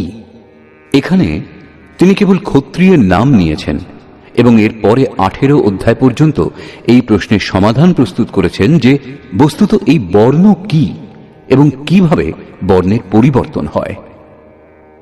শ্রীকৃষ্ণ বলেছেন, চাতুর্বর্ণং ময়া সৃষ্টম, 4 বর্ণের সৃষ্টি আমি করেছি। তবে কি মানুষকে আরেকজন মানুষ থেকে পৃথক করেছেন? শ্রীকৃষ্ণ বলছেন না, গুণ কর্ম বিভাগশঃ, গুণের মাধ্যমে কর্মকে 4 ভাগে বিভক্ত করেছি। এখন দেখতে হবে যে কি সেই কর্ম যাকে ভাগ করা হয়েছে। গুণ পরিবর্তনশীল, সাধনার উচিত আচরণ দ্বারাই তামসিক থেকে রাজসিক এবং রাজসিক থেকে সাত্ত্বিক গুণে উত্তরণ হয়, অবশেষে ব্রাহ্মণ স্বভাব হয়ে যায়। সেই সময় সাধকের মধ্যে ব্রহ্মত্ব লাভের সমস্ত যোগ্যতা বিদ্যমান থাকে। বর্ণ সম্বন্ধীয় প্রশ্ন এখান থেকে আরম্ভ করে 18 অধ্যায়ে গিয়ে পূর্ণ হয়েছে। শ্রীকৃষ্ণের অনুসারে শ্রেয়ান স্বধর্ম বিগুণা পরধর্মাৎ স্বনুষ্ঠিতাৎ, স্বভাবজাত এই ধর্মে প্রবৃত্ত হবার ক্ষমতা যে স্তরেরই হোক না কেন, তা গুণহীন শূদ্র শ্রেণীরও যদি হয় তাহলেও পরম কল্যাণ করে, কারণ আপনি ক্রমশ সেখান থেকেই উত্থান করবেন। সাধক নিজের থেকে উচ্চ স্তরের ব্যক্তির নকল করে নষ্ট হয়ে যায়। অর্জুন ক্ষত্রিয় শ্রেণীর সাধক ছিলেন, সেই জন্য শ্রীকৃষ্ণ বললেন, অর্জুন, স্বভাব থেকে উৎপন্ন এই যুদ্ধে প্রবৃত্ত হবার নিজের ক্ষমতা লক্ষ্য করেও তোমার ভীত হওয়া উচিত নয়। এর থেকে শ্রেষ্ঠ অন্য কোনো কল্যাণকর কার্য ক্ষত্রিয়ের জন্য নেই। এরই ওপর আলোকপাত করে পুনরায় যোগেশ্বর বললেন,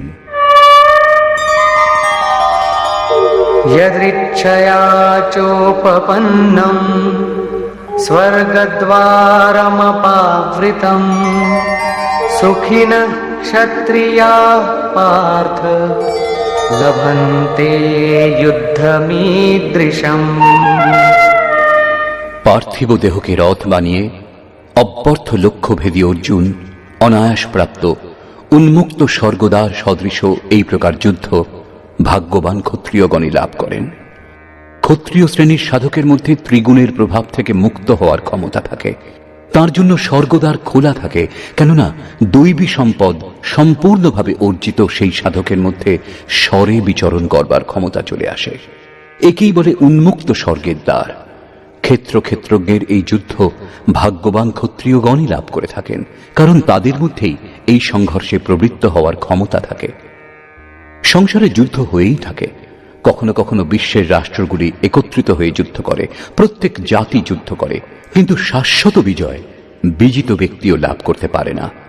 এসব পরস্পর বিরোধী মনোভাবের সংঘর্ষ মাত্র। যে যাকে যতটা দমন করে, কালান্তরে তাকেও ততটাই দমিত হতে হয়। এই বিজয় কি ধরনের? যাতে ইন্দ্রিয় সমূহকে নিস্তেজ করবার শোক থাকছেই, সে সেই দেহও নষ্ট হয়ে যায়। ক্ষেত্রজ্ঞের সংঘর্ষই বাস্তবিক সংঘর্ষ। এতে একবার জয় করলে সর্বদার জন্য প্রকৃতির নিরোধ ও পরম পুরুষ পরমাত্মার প্রাপ্তি হয়। এই বিজয় এমন যার পর পরাজয় নেই। अथ चेत्त्वमिमं धर्म्यं संग्रामं न करिष्यसि ततः स्वधर्मं कीर्तिं च हित्वा पापमवाप्स्यसि। আর যদি তুমি এই ধর্মযুক্ত সংগ্রাম অর্থাৎ শাশ্বত সনাতন পরম ধর্ম পরমাত্মায় স্থিতি লাভ করবার জন্য ধর্মযুদ্ধ না করো, তাহলে স্বধর্ম অর্থাৎ স্বভাবজাত সংঘর্ষ করবার ক্ষমতা, ক্রিয়াতে প্রবৃত্ত হওয়ার ক্ষমতা হারিয়ে পাপ অর্থাৎ গমনাগমন ও অপকীর্তি প্রাপ্ত হবে। অপকীর্তির উপর আলোকপাত করলেন।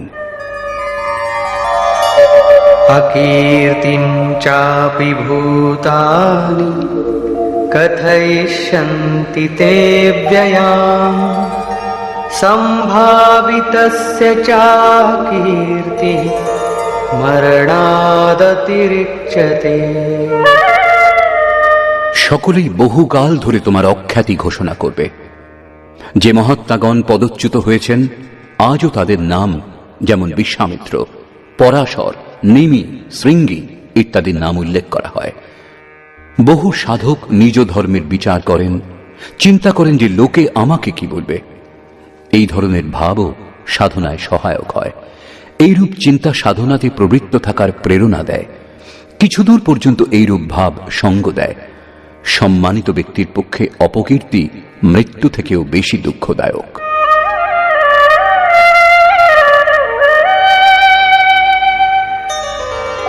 भयाद्रणादुपरतम् मौस्यन्ते त्वां महारथाः येषां च त्वं बहुमतो भूत्वा यास्यसि लाघवम्। তুমি যাদের দৃষ্টিতে সম্মানিত ছিলে সেই মহারথীগণ মনে করবেন তুমি ভয় পেয়ে যুদ্ধ থেকে নিবৃত্ত হয়েছ। মহারথীকে, যিনি এই পথে কঠোর পরিশ্রম করে অগ্রসর হন, তিনিই মহারথী। এই প্রকার ততটাই পরিশ্রম করে অবিদ্যার দিকে আকৃষ্ট করে যে কাম, ক্রোধ, লোভ, মোহ ইত্যাদি রিপুগুলিও মহারথী। যারা তোমাকে সম্মান করতেন যে এই সাধক প্রশংসনীয়, তুমি তাদের দৃষ্টিতে ছোট হয়ে যাবে। শুধু তাই নয়, উপরন্তু अवाच्यवादांश्च बहून् वदिष्यन्ति तवाहिताः निन्दन्तस्तव सामर्थ्यम् ततो दुःखतरं नु किम्। শত্রুগণ তোমার পরাক্রমের নিন্দা করে বহু অকথ্য বচন বলবে। একটা কোনো দোষ দেখতে পেলেই চারিদিক থেকে অজস্র নিন্দা ও নানান দোষারোপ হতে থাকে, অকথ্য কথনও হয়ে থাকে। এর থেকে বেশি দুঃখ আর কি হতে পারে? অতএব हतो वा प्राप्स्यसि स्वर्गम् जित्वा वा भोक्ष्यसे महीम् तस्मादुत्तिष्ठ कौन्तेय युद्धाय कृतनिश्चयः। এই যুদ্ধে নিহত হলে তুমি স্বর্গ লাভ করবে, স্বরে বিচরণ করবার ক্ষমতা লাভ করবে, শ্বাসের বাইরে প্রকৃতিতে বিচরণ করবার ধারাগুলি নিরুদ্ধ হয়ে যাবে। পরম দেব পরমাত্মাকে লাভ করতে সাহায্য করে যে দৈবী সম্পদগুলি, সেগুলি হৃদয়ে সম্পূর্ণভাবে প্রবাহিত থাকবে। অথবা এই সংঘর্ষে জয়লাভ করলে মহামহিম স্থিতি লাভ করবে।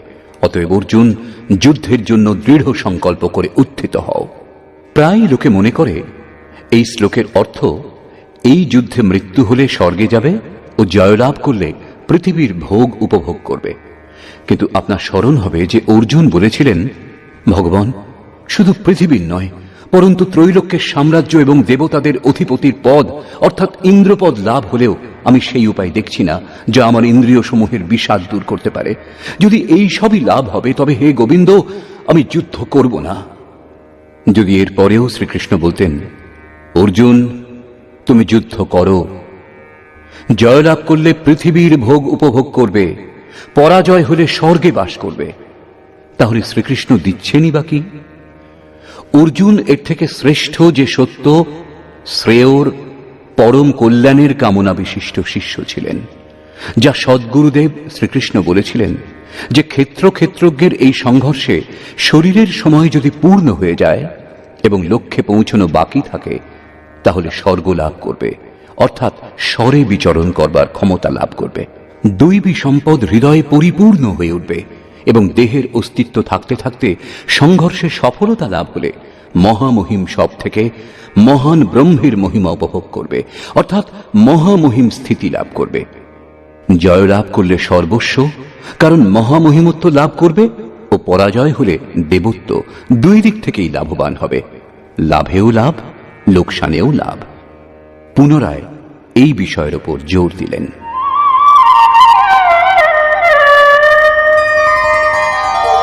समदुःखे समे कृत्वा लाभालाभो जया जयो ततो युद्धाय युज्यस्व नैवं पापमवाप्स्यसि। এই প্রকার সুখ দুঃখ, লাভ লোকসান, জয় পরাজয় সমতুল্য জ্ঞান করে তুমি যুদ্ধের জন্য প্রস্তুত হও। যুদ্ধ করলে কোনো পাপ তোমার প্রাপ্তি হবে না, অর্থাৎ সুখে সর্বস্ব এবং দুঃখেও দেবত্ব লাভ, লাভে মহিমময় স্থিতি অর্থাৎ সর্বস্ব লাভ ও লোকসানে দেবত্ব লাভ। জয়লাভ করলে মহামহিম স্থিতি ও পরাজয় হলে দৈবী সম্পদের উপর অধিকার। এই প্রকার নিজের লাভ লোকসানের বিচার করে তুমি যুদ্ধের জন্য প্রস্তুত হও। যুদ্ধ করলেই এই দুই অবস্থা লাভ হয়। যুদ্ধ করলে পাপ অর্থাৎ আসা যাওয়া করতে হবে না। অতএব তুমি যুদ্ধের জন্য প্রস্তুত হও। एषा ते विहिता साङ्ख्ये बुद्धिर्योगे त्विमां शृणु बुद्ध्या युक्तो यया पार्थ कर्मबन्धं प्रहास्यसि। হে পার্থ, এই বুদ্ধির কথা তোমার জন্য জ্ঞান যোগের বিষয়ে বলা হয়েছে। কোন বুদ্ধির কথা? এই যে যুদ্ধ করো। জ্ঞান যুগে আছে যে নিজের সামর্থ্য অনুসারে লাভ লোকসানের ভালোভাবে বিচার করে যুদ্ধ করো। জয়লাভ করলে মহামহিম স্থিতি এবং পরাজয় হলে দেবত্ব লাভ। জয়লাভে সর্বস্ব ও পরাজয়ে দেবত্ব লাভ, দুদিকেই লাভ। যুদ্ধ না করলে সকলেই ভয় পেয়ে যুদ্ধ থেকে নিবৃত্ত হয়েছে বলে মনে করবে, অপকীর্তি হবে। এইরূপ নিজের ক্ষমতা বুঝে স্বয়ং বিচার করে যুদ্ধে অগ্রসর হওয়াই জ্ঞান যোগ। অধিকাংশ লোকের মধ্যে এই ভুল ধারণা দেখা যায় যে জ্ঞান মার্গে কর্ম অর্থাৎ যুদ্ধ করতে হয় না। তারা বলে যে জ্ঞান মার্গে কর্ম করবার প্রয়োজন নেই। আমি শুদ্ধ, বুদ্ধ, চৈতন্য, অহং ব্রহ্মাস্মি গুণের দ্বারাই গুণপ্রভাবিত এরূপ মনে করে হাত গুটিয়ে বসে যায়। যোগেশ্বর শ্রীকৃষ্ণের অনুসারে এটা জ্ঞান যোগ নয়। জ্ঞান যোগেও সেই কর্ম করতে হয় যে কর্ম নিষ্কাম কর্মযোগে করা হয়। উভয়ের মধ্যে পার্থক্য কেবল বুদ্ধির ও দৃষ্টিভঙ্গির। জ্ঞানমার্গী নিজের স্থিতি বুঝে নিজের উপর নির্ভর করে কর্ম করেন। ইষ্টের আশ্রিত হয়ে নিষ্কাম কর্মযোগীও সেই কর্মই করেন। উভয় মার্গেই কর্ম করতে হয়। কর্মেও কোনরূপ ভেদ নেই, কেবল কর্ম করবার দৃষ্টিকোণ দুটি। অর্জুন, এই বুদ্ধিকেই এখন তুমি নিষ্কাম কর্মযোগের বিষয়ে শোনো, যার সঙ্গে যুক্ত হয়ে তুমি কর্মবন্ধনের উত্তম রূপে নাশ করবে। এখানে প্রথমবার শ্রীকৃষ্ণ কর্মের নাম নিয়েছেন, কিন্তু কর্ম কি তা বললেন না। এখন কর্মের বিশেষত্বের উপর আলোকপাত করছেন।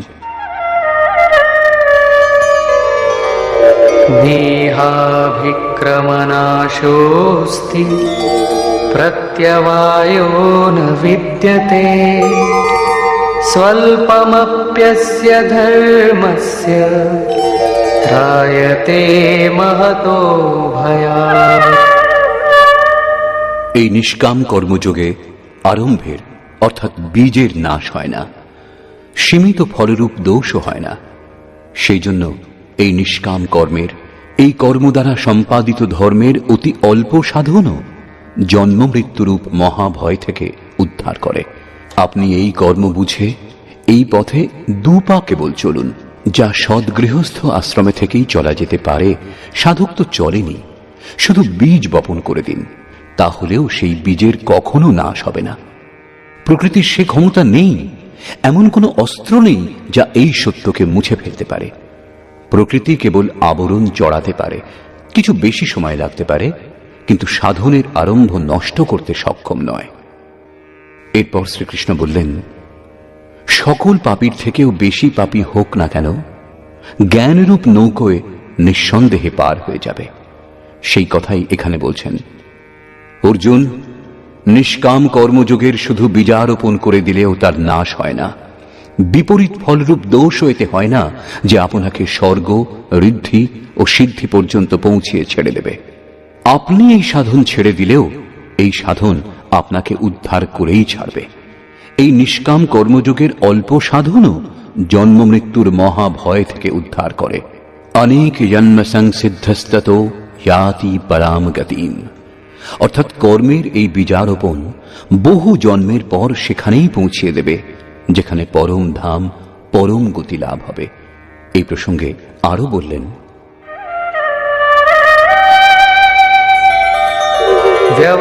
व्यवसायात्मिका बुद्धिः एकेह कुरु नन्दन बहुशाखा ह्यनन्ताश्च बुद्धयो व्यवसायिनाम्। হে অর্জুন, এই নিষ্কাম কর্মযোগে ক্রিয়াত্মক বুদ্ধি একটাই, ক্রিয়া ও পরিণামও একটাই। আত্মিক সম্পত্তি স্থায়ী সম্পত্তি। প্রকৃতির দ্বন্দ্বের মধ্যে থেকে এই সম্পত্তি ধীরে ধীরে অর্জন করাই ব্যবসা। এই ব্যবসা এবং নিশ্চয়াত্মক ক্রিয়াও একটাই। তাহলে যারা বহু ক্রিয়ার বিস্তার করেছেন তারা কি ভজন করেন না? শ্রীকৃষ্ণ বললেন, না, তারা ভজন করে না। সেই সকল ব্যক্তিগণের বুদ্ধি বহু শাখা বিশিষ্ট হয় এবং সেই জন্যই অনন্ত ক্রিয়ার বিস্তার করে নেয়। यामिमां पुष्पितां वाचं प्रवदन्त्यविपश्चितः वेदवादरताः पार्थ नान्यदस्तीति वादिनः कामात्मानः स्वर्गपरा जन्मकर्मफलप्रदाम् क्रियाविशेषबहुलां भोगैश्वर्यगतिं प्रति। পার্থ, সেই পুরুষগণ কামাত্মানা, কামনাযুক্ত, বেদবাদরতা, বেদবাক্যে অনুরক্ত, স্বর্গপরা, স্বর্গকেই পরম লক্ষ্য বলে মনে করেন। এর থেকে উত্তম আর কিছু নেই, তারা এইরূপ বিশ্বাস করেন। এই সকল অবিবেকী ব্যক্তিগণ জন্ম মৃত্যুরূপ ফলপ্রদানকারী ভোগ এবং ঐশ্বর্য লাভের জন্য বহু ক্রিয়ার বিস্তার করে থাকেন, আপাত মধুর বাণী দ্বারা ব্যক্তও করেন। অর্থাৎ অবিবেকী ব্যক্তিগণের বুদ্ধি অনন্ত ভেদযুক্ত হয়। তারা ফলপ্রদানকারী বাক্যেই অনুরক্ত থাকেন, বেদ বাক্যকেই প্রমাণ বলে মনে করেন, স্বর্গ অপেক্ষা শ্রেষ্ঠ আর কিছু নেই এইরূপ বিশ্বাস করেন। তাদের বুদ্ধি অনন্ত ভেদযুক্ত হয়, সেই জন্য অনন্ত ক্রিয়ার রচনা করে নেন। তারা পরম তত্ত্ব পরমাত্মারই নাম করেন, কিন্তু তার অন্তরালে অনন্ত ক্রিয়ার বিস্তার করে নেন। তাহলে কি অনন্ত ক্রিয়াগুলি কর্ম নয়? শ্রীকৃষ্ণ বললেন, না, এই অনন্ত ক্রিয়াগুলি কর্ম নয়। তাহলে সেই একটিমাত্র নিশ্চিত ক্রিয়া কি? শ্রীকৃষ্ণ এখনো পর্যন্ত তা বলছেন না। এখন এটুকুই বলছেন যে অবিবেকীগণের বুদ্ধি অনন্ত শাখাযুক্ত হয়, সেই জন্য তারা অনন্ত ক্রিয়ার বিস্তার করে নেন। তারা কেবল যে বিস্তার করেন তা নয়, উপরন্তু আলংকারিক শৈলীতে সেসব ব্যক্তও করেন। তার প্রভাব কি হয়? भोगैश्वर्यप्रसक्तानां तया परितचेतसां व्यवसायात्मिका बुद्धि समाधौ न विधीयते।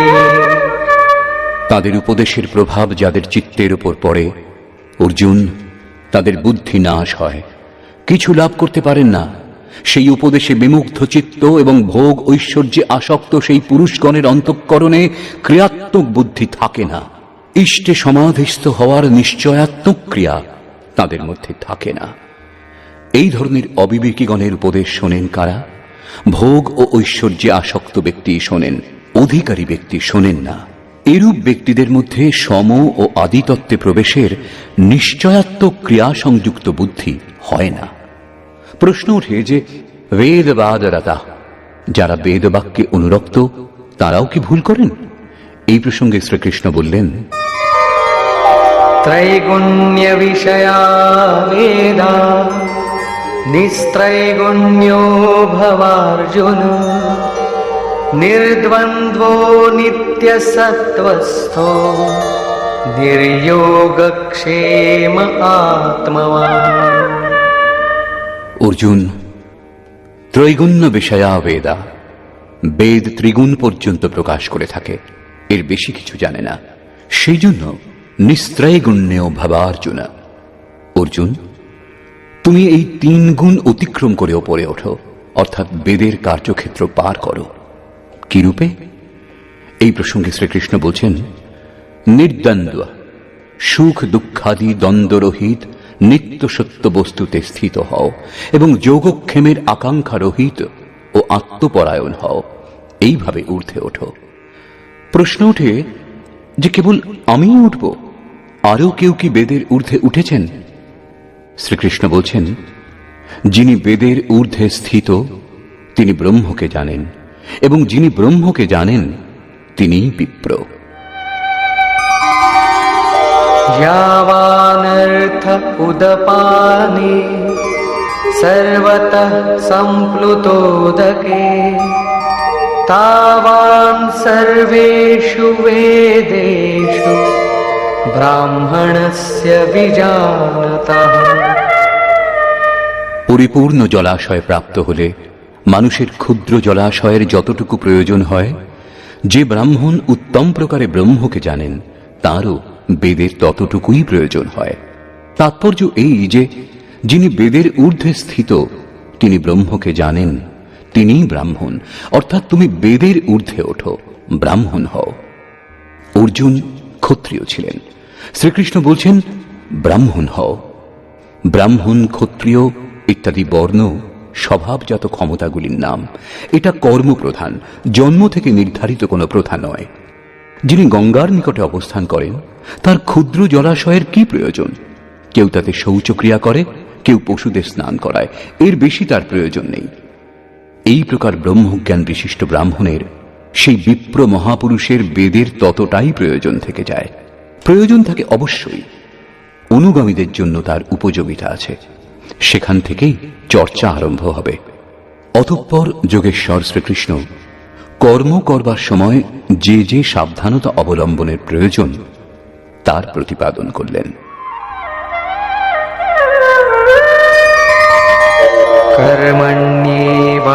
कर्मण्येवाधिकारस्ते मा फलेषु कदाचन मा कर्मफलहेतुर्भुर्मा ते सङ्गोऽस्त्वकर्मणि। কেবলমাত্র কর্মে তোমার অধিকার আছে, ফলে নেই। এইরূপ চিন্তা করো যে ফলই নেই। ফলে যেন কখনো তোমার আসক্তি না হয়, আবার কর্মে অশ্রদ্ধাও যেন না হয়। এখন পর্যন্ত যোগেশ্বর শ্রীকৃষ্ণ ৩৯তম শ্লোকে প্রথমবার কর্মের নাম নিয়েছেন, কিন্তু কর্ম কি তা বলেননি। এবং সেই কর্মের অনুষ্ঠান কিভাবে করা হবে সেই কর্মের বিশেষত্বের উপর আলোকপাত করলেন। অর্জুন, এই কর্ম করে তুমি কর্মবন্ধন থেকে মুক্ত হয়ে যাবে। অর্জুন, এতে আরম্ভের অর্থাৎ বীজের নাশ হয় না। একবার এই কর্ম আরম্ভ করে দিলে প্রকৃতির সে ক্ষমতা নেই যে একে নষ্ট করতে পারে। অর্জুন, এতে সীমিত ফলরূপ দোষও হয় না যে স্বর্গ, ঋদ্ধি ও সিদ্ধিতে ভুলিয়ে পথভ্রান্ত করে দেবে। অর্জুন, এই কর্মের অল্প অনুষ্ঠানও জন্ম মৃত্যুর ভয় থেকে উদ্ধার করে। কিন্তু এখনো স্পষ্ট করলেন না সেই কর্মটা কি এবং কি রূপে সেই কর্ম সম্পন্ন করা হবে। বর্তমান অধ্যায়ের ৪১তম শ্লোকে তিনি বলেছেন, অর্জুন, এতে নিশ্চয়াত্মক বুদ্ধি একটা, ক্রিয়াও একটাই। তাহলে যারা অনন্ত ক্রিয়ার আচরণ করেন তারা ভজন করেন না? শ্রীকৃষ্ণ বললেন, না, তারা ভজন করেন না। এর কারণ দেখিয়ে বললেন যে অবিবেকীগণের বুদ্ধি অনন্ত শাখা যুক্ত হয় এবং সেই জন্য তারা অনন্ত ক্রিয়ার বিস্তার করে নেন। তারা সুশোভন বাণী দ্বারা এই ক্রিয়াসমূহকে ব্যক্ত করেন এবং তাদের বাণীর প্রভাব যাদের চিত্তের ওপরে পড়ে তাদের বুদ্ধিও নাশ হয়। অতএব নিশ্চয়াত্মক ক্রিয়া একটাই, কিন্তু একথা বললেন না যে সেই ক্রিয়া কি। এখন এই ৪৭তম শ্লোকে তিনি বলছেন, অর্জুন, কর্মে তোমার অধিকার আছে, ফলে নেই। ফলের বাসনা কখনো যেন না হয় এবং কর্মেও অশ্রদ্ধা যেন না হয়। অর্থাৎ নিরন্তর করবার জন্য মগ্ন হয়ে করো, কিন্তু বললেন না কর্ম কি। প্রায় এই শ্লোকের উদাহরণ দিয়ে লোকে বলে যে যা কিছুই করো না কেন ফলের কামনা ত্যাগ করে করো, তাহলেই নিষ্কাম কর্মযোগ হবে।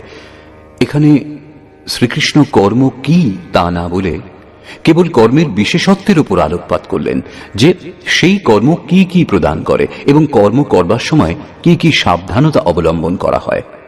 প্রশ্নটি যেমন ছিল তেমনিই রয়ে গেল, যা শ্রীকৃষ্ণ তৃতীয় ও চতুর্থ অধ্যায়ে স্পষ্ট করবেন। পুনরায় এই বিষয়ের উপর জোর দিলেন।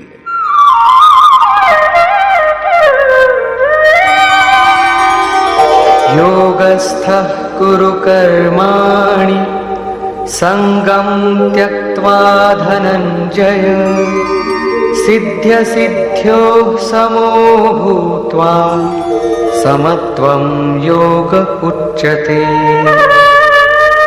ধনঞ্জয়, আসক্তি ও সঙ্গদোষ ত্যাগ করে সিদ্ধি ও অসিদ্ধিতে নির্বিকার থেকে যোগে স্থিত হয়ে কর্ম করো। কি কর্ম? নিষ্কাম কর্ম করো। সমত্বং যোগ উচ্যতে। এই সমত্ব ভাবকেই যোগ বলা হয়, যার মধ্যে বৈষম্য নেই। এইরূপ ভাবকেই সমত্ব বলে। ঋদ্ধি সিদ্ধি বৈষম্য উৎপন্ন করে, আসক্তি আমাদের জন্য বিষম অবস্থার সৃষ্টি করে, ফলের ইচ্ছা বৈষম্যের সৃষ্টি করে। সেই জন্য ফলের আকাঙ্ক্ষা যেন না থাকে, কিন্তু কর্মেও যেন অশ্রদ্ধা না হয়। দৃশ্য শ্রাব্য সকল বস্তুর আসক্তি ত্যাগ করে প্রাপ্তি ও অপ্রাপ্তির বিষয়ে চিন্তা না করে যোগে স্থিত থেকে শুধু কর্ম করো। যোগ থেকে চিত্ত সরে যেন না যায়। যোগ হল পরাকাষ্ঠার এক স্থিতি বিশেষ, এবং এর শুরুর কোনো এক অবস্থাও হয়। শুরুতেও আমাদের দৃষ্টি লক্ষ্যেরই ওপর থাকা উচিত। অতএব যোগের ওপরেই দৃষ্টি নিবদ্ধ করে কর্মের অনুষ্ঠান করা উচিত। সমত্ব ভাব অর্থাৎ সিদ্ধি ও অসিদ্ধিতে সমান ভাবকেই যোগ বলে। যাকে সিদ্ধি এবং অসিদ্ধি বিচরিত করতে পারে না, যার মধ্যে বৈষম্যের সৃষ্টি হয় না, এইরূপ ভাবের জন্য একে সমত্ব যোগ বলা হয়। এই সমতা ইষ্ট প্রদান করে থাকেন, সেই জন্য একে সমত্ব যোগ বলে। সম্পূর্ণ কামনার ত্যাগের জন্য একে নিষ্কাম কর্মযোগ বলে। কর্ম করতে হবে, সেই জন্য একে কর্মযোগ বলে। পরমাত্মার সঙ্গে মিলন করায়, তাই এর নাম যোগ অর্থাৎ মিল। এখানে বৌদ্ধিক স্তরে খেয়াল রাখতে হয় যে সিদ্ধি ও অসিদ্ধিতে যেন সমভাব থাকে, আসক্তি উৎপন্ন না হয়, ফলের বাসনাও উদয় না হয়। সেই জন্য এই নিষ্কাম কর্মযোগকে বুদ্ধিযোগ বলা হয়। दूरेण ह्यवरं कर्म बुद्धियोगात् धनञ्जय बुद्धौ शरणमन्विच्छ कृपणाः फलहेतवः। ধনঞ্জয়, অবরম কর্ম, নিকৃষ্ট কর্ম, সকাম কর্ম বুদ্ধিযোগ অপেক্ষা নিতান্ত তুচ্ছ। যারা ফলের কামনা করে তারা কৃপণ, তারা আত্মার সঙ্গে উদার ব্যবহার করে না। অতএব সমত্ব বুদ্ধিযোগের আশ্রয় গ্রহণ করো। মনে যে কামনা আছে তা যদি পূরণও হয়, তাহলেও তা ভোগ করবার জন্য দেহ ধারণ করতে হবে। যদি গমনাগমন বাকি থাকলো, তাহলে কিরূপ করলেন? সাধকের মোক্ষের ইচ্ছা করাও উচিত নয়, কারণ বাসনামুক্ত হওয়াকেই মোক্ষ বলে। ফলের চিন্তা করলে সাধকের সময় বৃথাই নষ্ট হয়, এবং ফললাভ হলে ফলেতেই জড়িয়ে পড়েন। তার সাধনা শেষ হয়ে যায়। এরপর সাধক ভজন করবেন কেন? সেখান থেকেই তিনি পথ হারিয়ে ফেলেন। সেই জন্য সমত্ব বুদ্ধির দ্বারা যোগের আচরণ করো। জ্ঞান মার্গকেও শ্রীকৃষ্ণ বুদ্ধিযোগ বলেছিলেন। বলেছিলেন, অর্জুন, এই বুদ্ধি তোমার জন্য জ্ঞান যোগের বিষয় বলা হয়েছে, এবং এখানে নিষ্কাম কর্মযোগকেও বুদ্ধিযোগ বলা হল। বস্তুত উভয়ের মধ্যে পার্থক্য বুদ্ধির ও দৃষ্টিকোণেরই। তাতে লাভ লোকসানের হিসেব করে বিবেচনা করে চলতে হয়। এতেও বৌদ্ধিক স্তরে সমত্ব স্থিতি বজায় রাখতে হয়। সেই জন্য একে সমত্ব বুদ্ধিযোগ বলে। তাই হে ধনঞ্জয়, তুমি সমত্ব বুদ্ধিযোগের আশ্রয় গ্রহণ করো, কারণ ফলাকাঙ্ক্ষী ব্যক্তিগণ অত্যন্ত কৃপণ।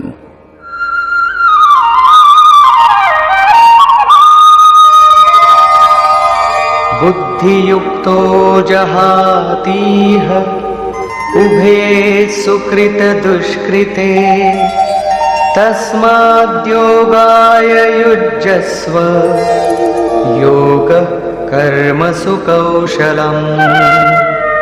সমত্ব বুদ্ধিযুক্ত পুরুষ পুণ্য পাপ উভয়কে ইহলোকেই ত্যাগ করেন, অর্থাৎ পাপ পুণ্যে লিপ্ত হন না। সেই জন্য সমত্ব বুদ্ধিরূপ যোগের অনুষ্ঠান করো। যোগঃ কর্মসু কৌশলম। সমত্ব বুদ্ধির সংযোগে আচরণে কুশলতাই যোগ। সংসারে কর্ম করবার প্রচলিত দৃষ্টিকোণ দুটি। লোকে কর্ম করে, তাই তারা ফলও পেতে চায়। ফললাভ না হলে কর্ম করতেই চায় না। কিন্তু যোগেশ্বর শ্রীকৃষ্ণ এই কর্মকে বন্ধনের কারণ বলেছেন, আরাধনাকেই একমাত্র কর্ম বলেছেন। বর্তমান অধ্যায়ে তিনি কর্মের নামমাত্র নিলেন। তৃতীয় অধ্যায়ের 9 শ্লোকে তার পরিভাষা দিয়েছেন, এবং চতুর্থ অধ্যায়ে কর্মের স্বরূপের বিস্তারিত ব্যাখ্যা করেছেন। এই 50তম শ্লোকে শ্রীকৃষ্ণ সাংসারিক পরম্পরা থেকে সরে কর্ম করবার কৌশল সম্বন্ধে বলেছেন যে কর্ম করো, শ্রদ্ধাপূর্বক করো, কিন্তু ফলের অধিকার স্বেচ্ছায় ত্যাগ করো। ফল যাবে কোথায়? একেই কর্ম করবার কুশলতা বলে। নিষ্কাম সাধকের সমগ্র শক্তি এই প্রকার কর্মে নিযুক্ত থাকে। আরাধনার জন্যই এই দেহ ধারণ। তবু এই জিজ্ঞাসা স্বাভাবিক যে তবে কি সর্বদাই কর্ম করে যেতে হবে, নাকি এর পরিণামও দেখা যাবে? পরবর্তী শ্লোকটি শুনুন। कर्मजं बुद्धियुक्ता हि फलं त्यक्त्वा मनीषिणः जन्मबन्धविनिर्मुक्ताः पदं गच्छन्त्यनामयम्। বুদ্ধিযোগযুক্ত জ্ঞানীগণ কর্মজাত ফল ত্যাগ করে জন্ম মৃত্যুরূপ বন্ধন থেকে মুক্ত হন। তারা নির্দোষ অমৃতময় পরম পদ লাভ করেন। এখানে 3 ধরনের বুদ্ধির চিত্রণ করা হয়েছে। সাংখ্য বুদ্ধিতে ফল 2টি, স্বর্গ এবং শ্রেয়। কর্মযোগে প্রবৃত্ত বুদ্ধির ফল একটাই, জন্ম মৃত্যু থেকে মুক্তি, নির্মল অবিনাশী পদলাভ। 2টি হল যোগক্রিয়া। এর অতিরিক্ত যে বুদ্ধি, সেটি অবিবেকিতা, অনন্ত শাখাযুক্ত, যার ফল হল কর্মভোগের জন্য বারংবার জন্ম মৃত্যু। অর্জুনের দৃষ্টি ত্রিলোকের সাম্রাজ্য এবং দেবগণের অধিপতি পদ পর্যন্ত সীমিত ছিল। এতটা লাভের জন্যও তিনি যুদ্ধে প্রবৃত্ত হচ্ছিলেন না। এখানে শ্রীকৃষ্ণ তার প্রতি নতুন তথ্য উদ্ঘাটিত করলেন। বললেন, আসক্তি শূন্য কর্ম দ্বারা অনাময় পদ লাভ হয়। নিষ্কাম কর্মযোগে পরম পদ লাভে সাহায্য করে, যেখানে মৃত্যুর প্রবেশ নেই। এই কর্মে কখন প্রবৃত্তি হবে? यदा ते मोहकलिलं बुद्धिर्व्यतितरिष्यति तदा गन्तासि निर्वेदं श्रोतव्यस्य श्रुतस्य च। যখন তোমার প্রত্যেক সাধকের বুদ্ধি মোহরূপ কর্দম অতিক্রম করবে, লেশ মাত্র মোহ থাকবে না, অর্থাৎ পুত্র, ধন, প্রতিষ্ঠা এগুলির সঙ্গে যে সম্বন্ধ তা ছিন্ন হয়ে যাবে, তখন যা শ্রবণযোগ্য তা তুমি শুনতে পাবে এবং শোনার ফলস্বরূপ বৈরাগ্য উৎপন্ন হবে, অর্থাৎ তা আচরণ করতে সমর্থ হবে। এখন যা শ্রবণযোগ্য তা তুমি শোনোনি, তাই আচরণের প্রশ্নই ওঠে না। এই যোগ্যতার উপর পুনরায় আলোকপাত করলেন। श्रुतिविप्रतिपन्ना ते यदा स्थास्यति निश्चला समाधावचला बुद्धिः तदा योगमवाप्स्यसि। নানা বেদবাক্য শ্রবণে বিক্ষিপ্ত তোমার বুদ্ধি যখন পরমাত্ম স্বরূপে সমাধিস্থ হয়ে অচল স্থির হবে, তখন তুমি সমত্ব যোগ লাভ করবে, পূর্ণ সমস্থিতি লাভ করবে, যাকে অনাময় পরম পদ বলে। এই হল যোগের পরাকাষ্ঠা এবং অপ্রাপ্তির প্রাপ্তি। বেদ থেকে শিক্ষা অর্জন করা হয়, কিন্তু শ্রীকৃষ্ণ বলছেন শ্রুতি বিপ্রতিপন্না। শ্রুতিগুলির নানান সিদ্ধান্ত শ্রবণে বুদ্ধি বিচলিত হয়। লোকে নানা সিদ্ধান্ত শ্রবণ করে থাকে, কিন্তু যা শ্রবণযোগ্য তার থেকে তফাতেই থাকে। যখন এই বিচলিত বুদ্ধি সমাধিতে স্থির হবে, তখন তুমি যোগের পরাকাষ্ঠা অমৃত পদ লাভ করবে। একথা শোনার পর অর্জুনের উৎকণ্ঠা স্বাভাবিক ছিল যে সেই মহাপুরুষগণ কেমন হন যারা অনাময় পরম পদে স্থিত, সমাধিতে যাদের বুদ্ধি স্থির। তিনি প্রশ্ন করলেন, অর্জুন উবাচ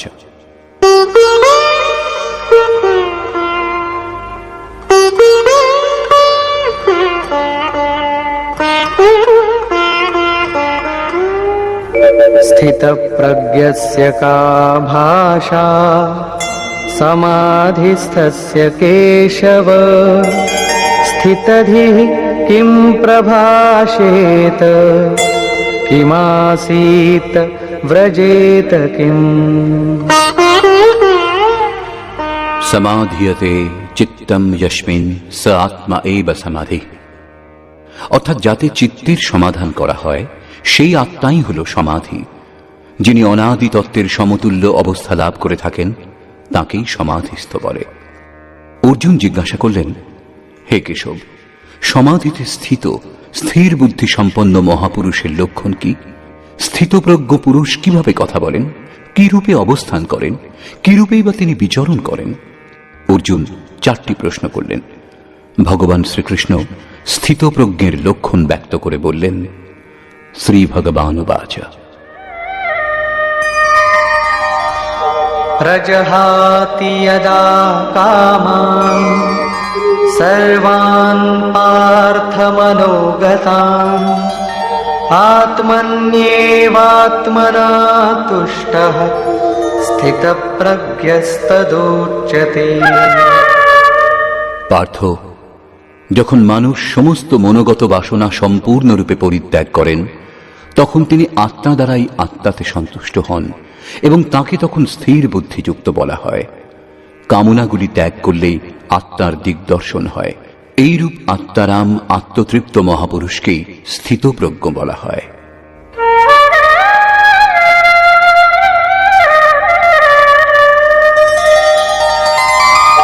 दुःखेष्वनुद्विग्नमनाः सुखेषु विगतस्पृहः वीतरागभयक्रोधः স্থিতধীর্মুনিরুচ্যতে।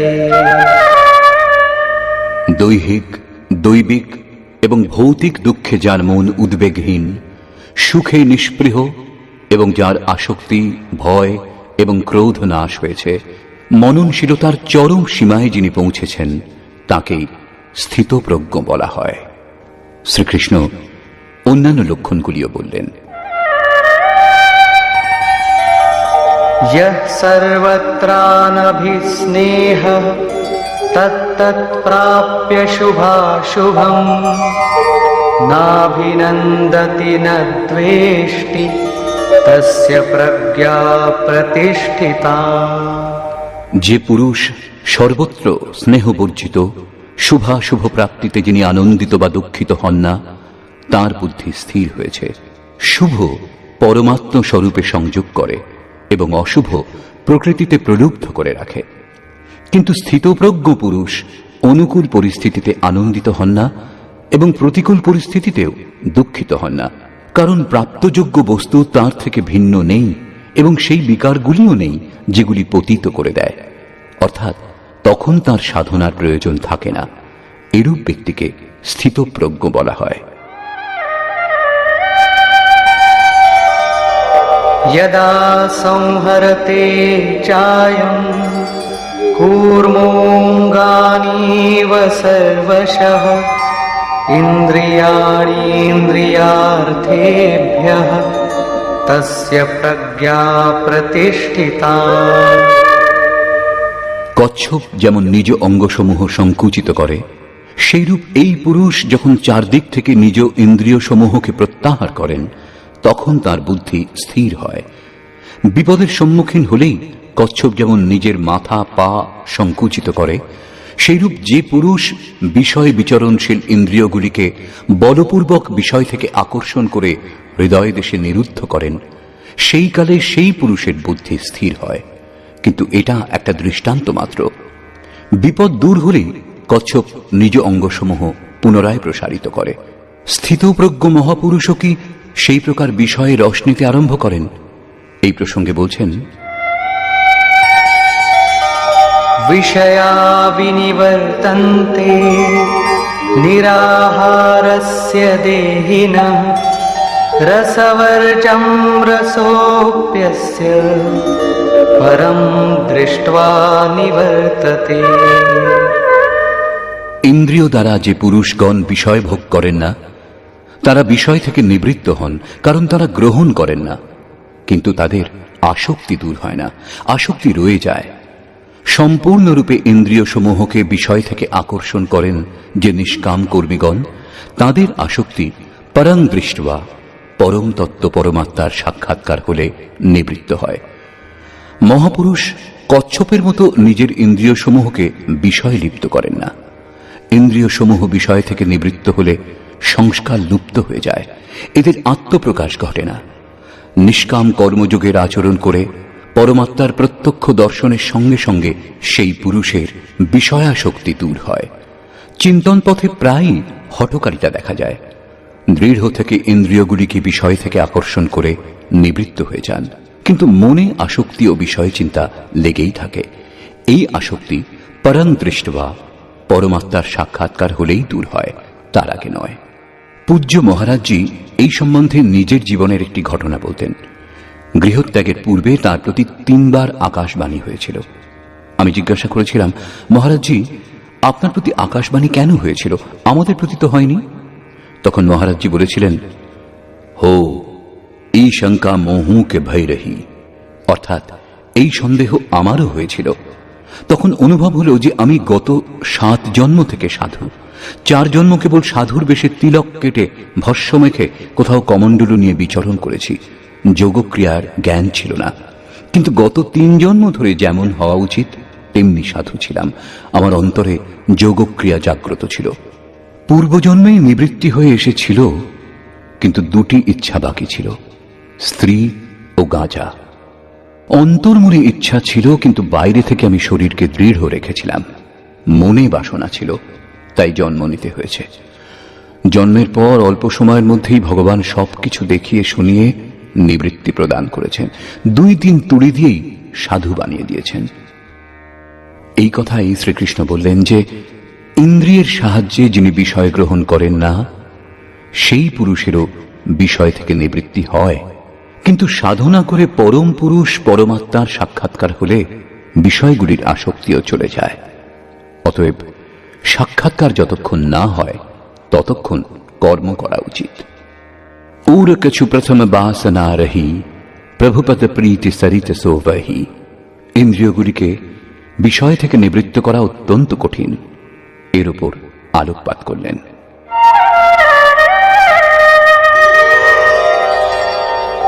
यततो ह्यपि कौन्तेय पुरुषस्य विपश्चितः इन्द्रियाणि प्रमाथीनि हरन्ति प्रसभं मनः। কৌন্তেয়, প্রমথনশীল ইন্দ্রিয় সমূহ যত্নশীল মেধাবী পুরুষের মনকে বলপূর্বক হরণ করে, বিচলিত করে দেয়। সেই জন্য तानि सर्वाणि संयम्य युक्त आसीत मत्परः वशे हि यस्येन्द्रियाणि तस्य प्रज्ञा प्रतिष्ठिता। সেই ইন্দ্রিয়গুলিকে সম্পূর্ণরূপে সংযত করে যোগযুক্ত হয়ে সমর্পণের সঙ্গে আমার আশ্রয়ে এসো। কারণ যার ইন্দ্রিয় সকল বশীভূত হয়েছে তাঁরই বুদ্ধি স্থির হয়। এখানে যোগেশ্বর শ্রীকৃষ্ণ সাধনের নিষেধাত্মক অবয়বগুলির সঙ্গে তার বিধেয়াত্মক দিকের উপর জোর দিলেন। কেবল সংযম ও নিষেধ দ্বারা ইন্দ্রিয়গুলি বশীভূত হয় না, সমর্পণের সঙ্গে ইষ্টচিন্তন অনিবার্য।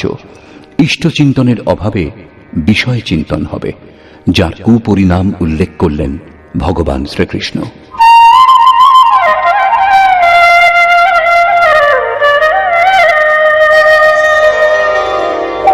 ध्यायतो विषयान् पुंसः सङ्गस्तेषूपजायते सङ्गात् संजायते कामः कामात् क्रोधोऽभिजायते। বিষয়সমূহ চিন্তা করতে করতে মানুষের সেই সকলে আসক্তি জন্মে। আসক্তি থেকে কামনা জাগে, কামনা পূর্তিতে বাধা পেলে ক্রোধ উৎপন্ন হয়। ক্রোধ থেকে কি হয়? क्रोधाद् भवति सम्मोहः सम्मोहात् स्मृतिविभ्रमः स्मृतिभ्रंशात् बुद्धिनाशो बुद्धिनाशात् प्रणश्यति। ক্রোধ থেকে মূঢ় ভাব অর্থাৎ অবিবেক উৎপন্ন হয়। নিত্য অনিত্য বস্তুর জ্ঞান থাকে না। অবিবেক থেকে স্মৃতি বিভ্রম হয়, যেমন অর্জুনের হয়েছিল। ভ্রমতি বচ মে মনঃ। গীতা সমাপনের সময় তিনি বলেছেন, নষ্ট মোহ স্মৃতির লব্ধা। কি করা উচিত, কি করা উচিত নয় তার নির্ণয় করা যায় না। স্মৃতি বিভ্রম হলে যোগপরায়ণ বুদ্ধি বিনষ্ট হয়, এবং বুদ্ধি বিনষ্ট হলে এই পুরুষ নিজ শ্রেষ্ঠ সাধন পথ থেকে বিচ্যুত হয়। এখানে শ্রীকৃষ্ণ জোর দিলেন যে বিষয়ের চিন্তা করা উচিত নয়, সাধকের নাম, রূপ, লীলা ও ধামেই কোথাও না কোথাও মনকে নিযুক্ত রাখা উচিত। ভজনে অলসতা করলে মন বিষয়াভিমুখ হবে। বিষয়ের চিন্তন থেকে আসক্তি জন্মে, আসক্তি থেকে সেই বিষয়ের কামনা সাধকের অন্তর মনে জাগে। কামনাপূর্তিতে ব্যবধান উৎপন্ন হলে ক্রোধ, ক্রোধ থেকে অবিবেক, অবিবেক থেকে স্মৃতি বিভ্রম এবং স্মৃতি বিভ্রম থেকে বুদ্ধি বিনষ্ট হয়। নিষ্কাম কর্মযোগকে বুদ্ধিযোগ বলা হয়, কারণ বুদ্ধি স্তরে এর বিচার করা উচিত যে কামনাগুলি যেন না জাগে, ফল নেই। কামনা জাগলে এই বুদ্ধিযোগ নষ্ট হয়ে যায়। সাধন করিয় বিচারহীন, মন শুদ্ধ হয়ে নাহি তৈসে। বিচার আবশ্যক। বিচার শূন্য পুরুষ শ্রেয় সাধন থেকে পতিত হয়, সাধন ক্রম ভঙ্গ হয়, সর্বথা নষ্ট হয় না। যেখানে অবরুদ্ধ হয়েছিল ভোগের পর সাধন সেইখান থেকেই পুনরায় আরম্ভ হয়। বিষয়াভিমুখ সাধকের এই গতি হয়। স্বাধীন চেতা সাধক কোন গতি লাভ করেন, একে আধার করে শ্রীকৃষ্ণ বললেন,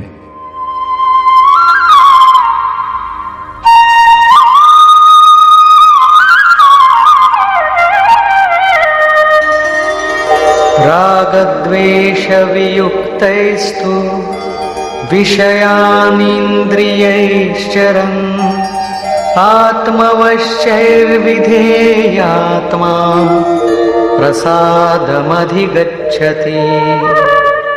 আত্মবিধি প্রাপ্ত প্রত্যক্ষদর্শী মহাপুরুষ রাগ দেশ মুক্ত হয়ে স্ববশীভূত ইন্দ্রিয়সমূহ দ্বারা বিষয়ানুচরণ, বিষয়সমূহে বিচরণ করেও প্রসাদমধিগচ্ছতি, অন্তঃকরণের নির্মলতা লাভ করেন। তিনি নিজের ভাবদৃষ্টিতে অবস্থান করেন। মহাপুরুষের জন্য বিধিনিষেধ থাকে না, তার জন্য অশুভ বলে কিছু থাকে না যার থেকে তিনি নিজেকে বাঁচিয়ে চলবেন, এবং শুভ বলেও কিছু থাকে না যা তিনি কামনা করবেন। प्रसादे सर्वदुःखानां हानिरस्योपजायते प्रसन्नचेतसो याशु बुद्धिः पर्यवतिष्ठते। ভগবানের পূর্ণ কৃপা প্রসাদ ভগবত্তার সঙ্গে সংযুক্ত হলে সেই পুরুষের সর্বদুঃখের অভাব হয়। দুঃখালয়াম অশাশ্বতম, সংসারের অভাব হয়, এবং সেই প্রসন্ন চিত্ত পুরুষের বুদ্ধি শীঘ্রই উত্তম রূপে স্থির হয়। কিন্তু যিনি যোগযুক্ত নন, তার অবস্থার প্রতি আলোকপাত করলেন। नास्ति बुद्धिरयुक्तस्य न चायुक्तस्य भावना न चाभावयतः शान्तिः अशान्तस्य कुतः सुखम्। যোগ সাধনা শূন্য পুরুষের অন্তঃকরণে সকাম বুদ্ধি থাকে। ওই অযুক্ত ব্যক্তির অন্তঃকরণে ভাবও হয় না।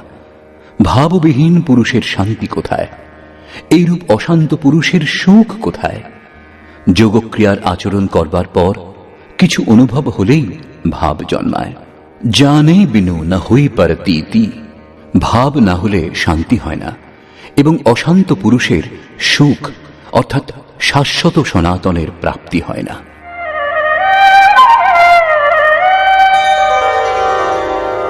ইন্দ্রিয়াণাং হি চরতাং यन्मनोनुविधीयते तदस्य हरति प्रज्ञां वायुर्नावमिवाम्भसि। বায়ু যেমন জলস্থিত নৌকাকে বলপূর্বক গন্তব্যস্থান থেকে দূরে নিয়ে যায়, সেইরূপ বিষয়সমূহে বিচরণশীল ইন্দ্রিয়গুলির মধ্যে যে ইন্দ্রিয়টিকে মন অনুসরণ করে, সেই একটিমাত্র ইন্দ্রিয়ই ওই অযুক্ত পুরুষের বুদ্ধি হরণ করে। অতএব যোগের আচরণ অনিবার্য। ক্রিয়াত্মক আচরণের উপর শ্রীকৃষ্ণ পুনরায় জোর দিলেন। তস্মাদ্যস্য মহাবাহো নিগৃহীতানি সর্বশঃ ইন্দ্রিয়াণি ইন্দ্রিয়ার্থেভ্যঃ तस्य प्रज्ञा प्रतिष्ठिता। হে মহাবাহ, সেই জন্য যে পুরুষের ইন্দ্রিয় সমূহ বিষয় থেকে সর্বপ্রকারে নিবৃত্ত হয়েছে তার বুদ্ধি স্থির হয়।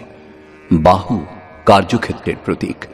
ভগবানকে মহাবাহু এবং আজানুবাহু বলা হয়। তিনি হাত পা ব্যতীত সর্বত্র কার্য করেন।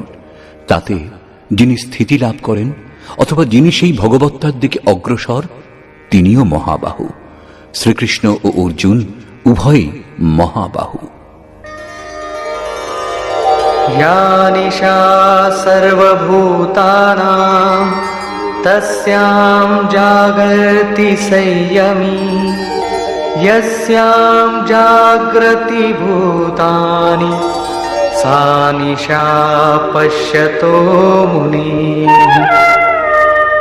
সর্বভূতের পক্ষে পরমাত্মা রাত্রি স্বরূপ, কারণ তিনি দৃশ্যমান নন, বিচারের অধীন নন।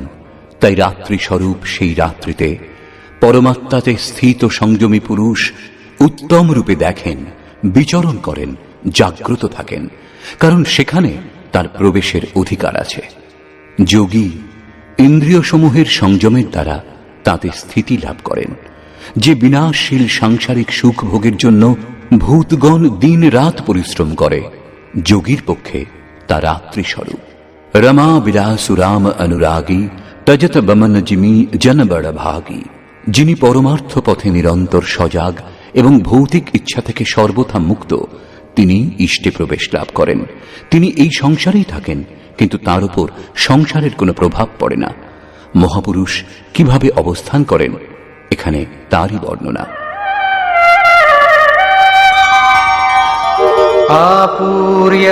आपूर्यमाणमचल प्रतिष्ठं समुद्रमाप प्रविशन्ति यद्वत् तद्वत् कामायं प्रविशन्ति सर्वे स शान्तिमाप्नोति न कामकामी।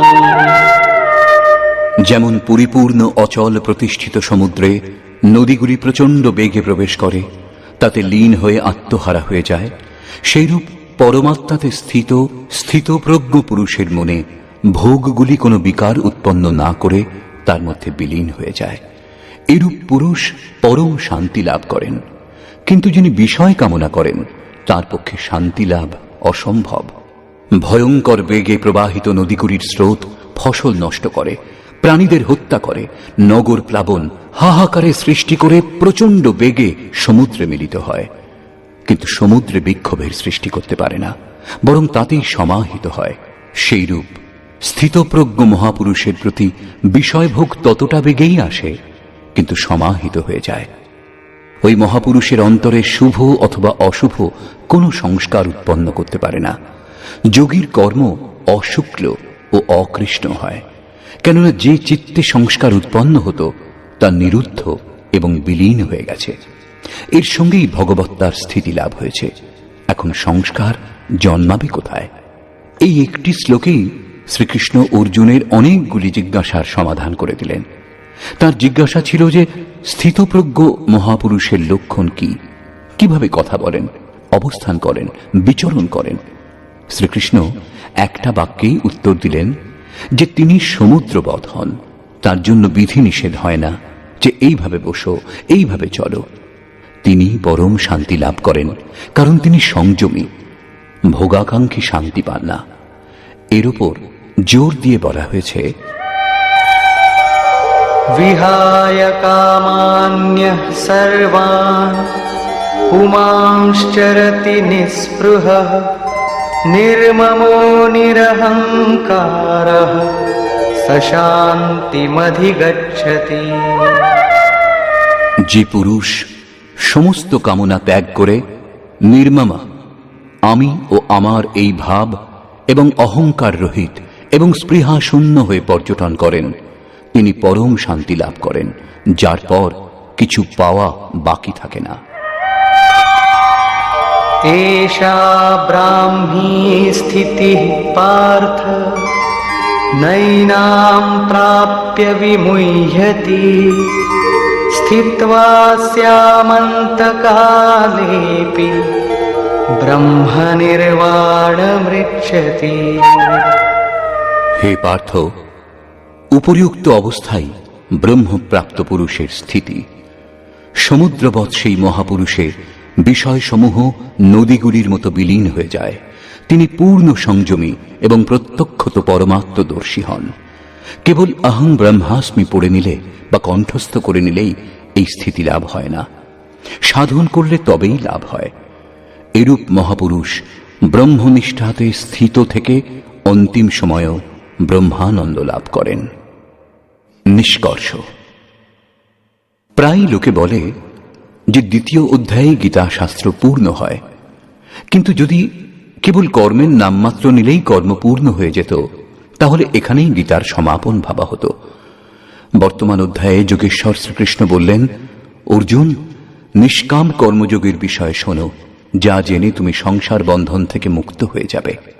কর্ম করাতে তোমার অধিকার আছে, কর্ম ফলে নেই। আবার সেই কর্ম করবার সময় তোমার অশ্রদ্ধাও যেন উৎপন্ন না হয়। নিরন্তর করবার জন্য তৎপর হও। এর পরিণাম স্বরূপ তুমি পরং দৃষ্টবা, পরম পুরুষের দর্শন করে স্থিতপ্রজ্ঞ হবে, পরম শান্তি লাভ করবে। কিন্তু একথা বললেন না কর্ম কি। এটি সাংখ্যযোগ নামক অধ্যায় নয়। এই নাম টিকাকারের দেওয়া, শাস্ত্রকার দেননি।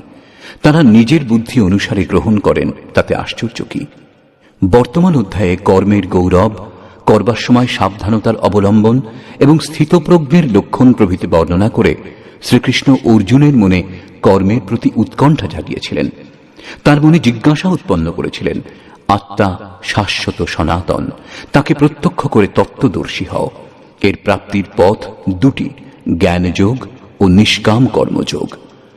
নিজের সামর্থ্য অনুযায়ী স্বয়ং লাভ লোকসানের নির্ণয় করে কর্মে প্রবৃত্ত হওয়া জ্ঞান মার্গ, এবং ইষ্টের উপর নির্ভর করে আত্মসমর্পণের মধ্যে দিয়ে সেই কর্মেই প্রবৃত্ত হওয়াকে নিষ্কাম কর্মমার্গ অথবা ভক্তি মার্গ বলে। গোস্বামী তুলসীদাসজি উভয়ের বর্ণনা এইভাবে করেছেন, মোরে প্রৌঢ় তনয় সমজ্ঞানী বালক সুত সমদাস আমানি জনহি মোর বল নিজ বলতাহি দুহ কহ কাম ক্রোধ রিপু আহি। আমার ভজনাকারী দুই প্রকারের, একটি জ্ঞানমার্গী, অন্যটি ভক্তিমার্গী। নিষ্কাম কর্মমার্গী অথবা ভক্তিমার্গী শরণাগত হয়ে আমার আশ্রয় নিয়ে চলেন। জ্ঞানযোগী নিজের শক্তি সামর্থ্য অনুসারে নিজের লাভ লোকসান বিচার করে নিজের উপর নির্ভর করে চলেন, যদিও উভয়েরই শত্রু এক। জ্ঞানমার্গীকে কাম ক্রোধাদি শত্রুদের দমন করতে হয় এবং নিষ্কাম কর্মযোগীকেও এদের সঙ্গেই যুদ্ধ করতে হয়। উভয়ই কামনা ত্যাগ করেন এবং উভয় মার্গেই যে কর্ম করা হয় তা এক। এই কর্মের পরিণাম পরম শান্তি লাভ করবে, কিন্তু কর্ম কি বলা হয়নি। এখন আপনার মনেও এই জিজ্ঞাসার উদয় নিশ্চয়ই হয়েছে, কর্ম কি। অর্জুনের মনেও কর্মের প্রতি জিজ্ঞাসা উৎপন্ন হয়েছে। তৃতীয় অধ্যায়ের আরম্ভেই তিনি কর্ম বিষয়ক প্রশ্ন করেছেন। অতএব এই প্রকার শ্রীমদ্ ভগবদ্ গীতারূপী উপনিষদ এবং ব্রহ্মবিদ্যা ও যোগশাস্ত্র বিষয়ক শ্রীকৃষ্ণ অর্জুনের সংবাদে কর্মজিজ্ঞাসা নামক দ্বিতীয় অধ্যায় পূর্ণ হল। এই প্রকার শ্রীমৎ পরমহংস পরমানন্দজির শিষ্য স্বামী অর্গড়ানন্দকৃত শ্রীমদ্ ভগবদ্ গীতার ভাষ্য যথার্থ গীতাতে কর্মজিজ্ঞাসা নামক দ্বিতীয় অধ্যায় সমাপ্ত হল। হরি ওম তৎসৎ।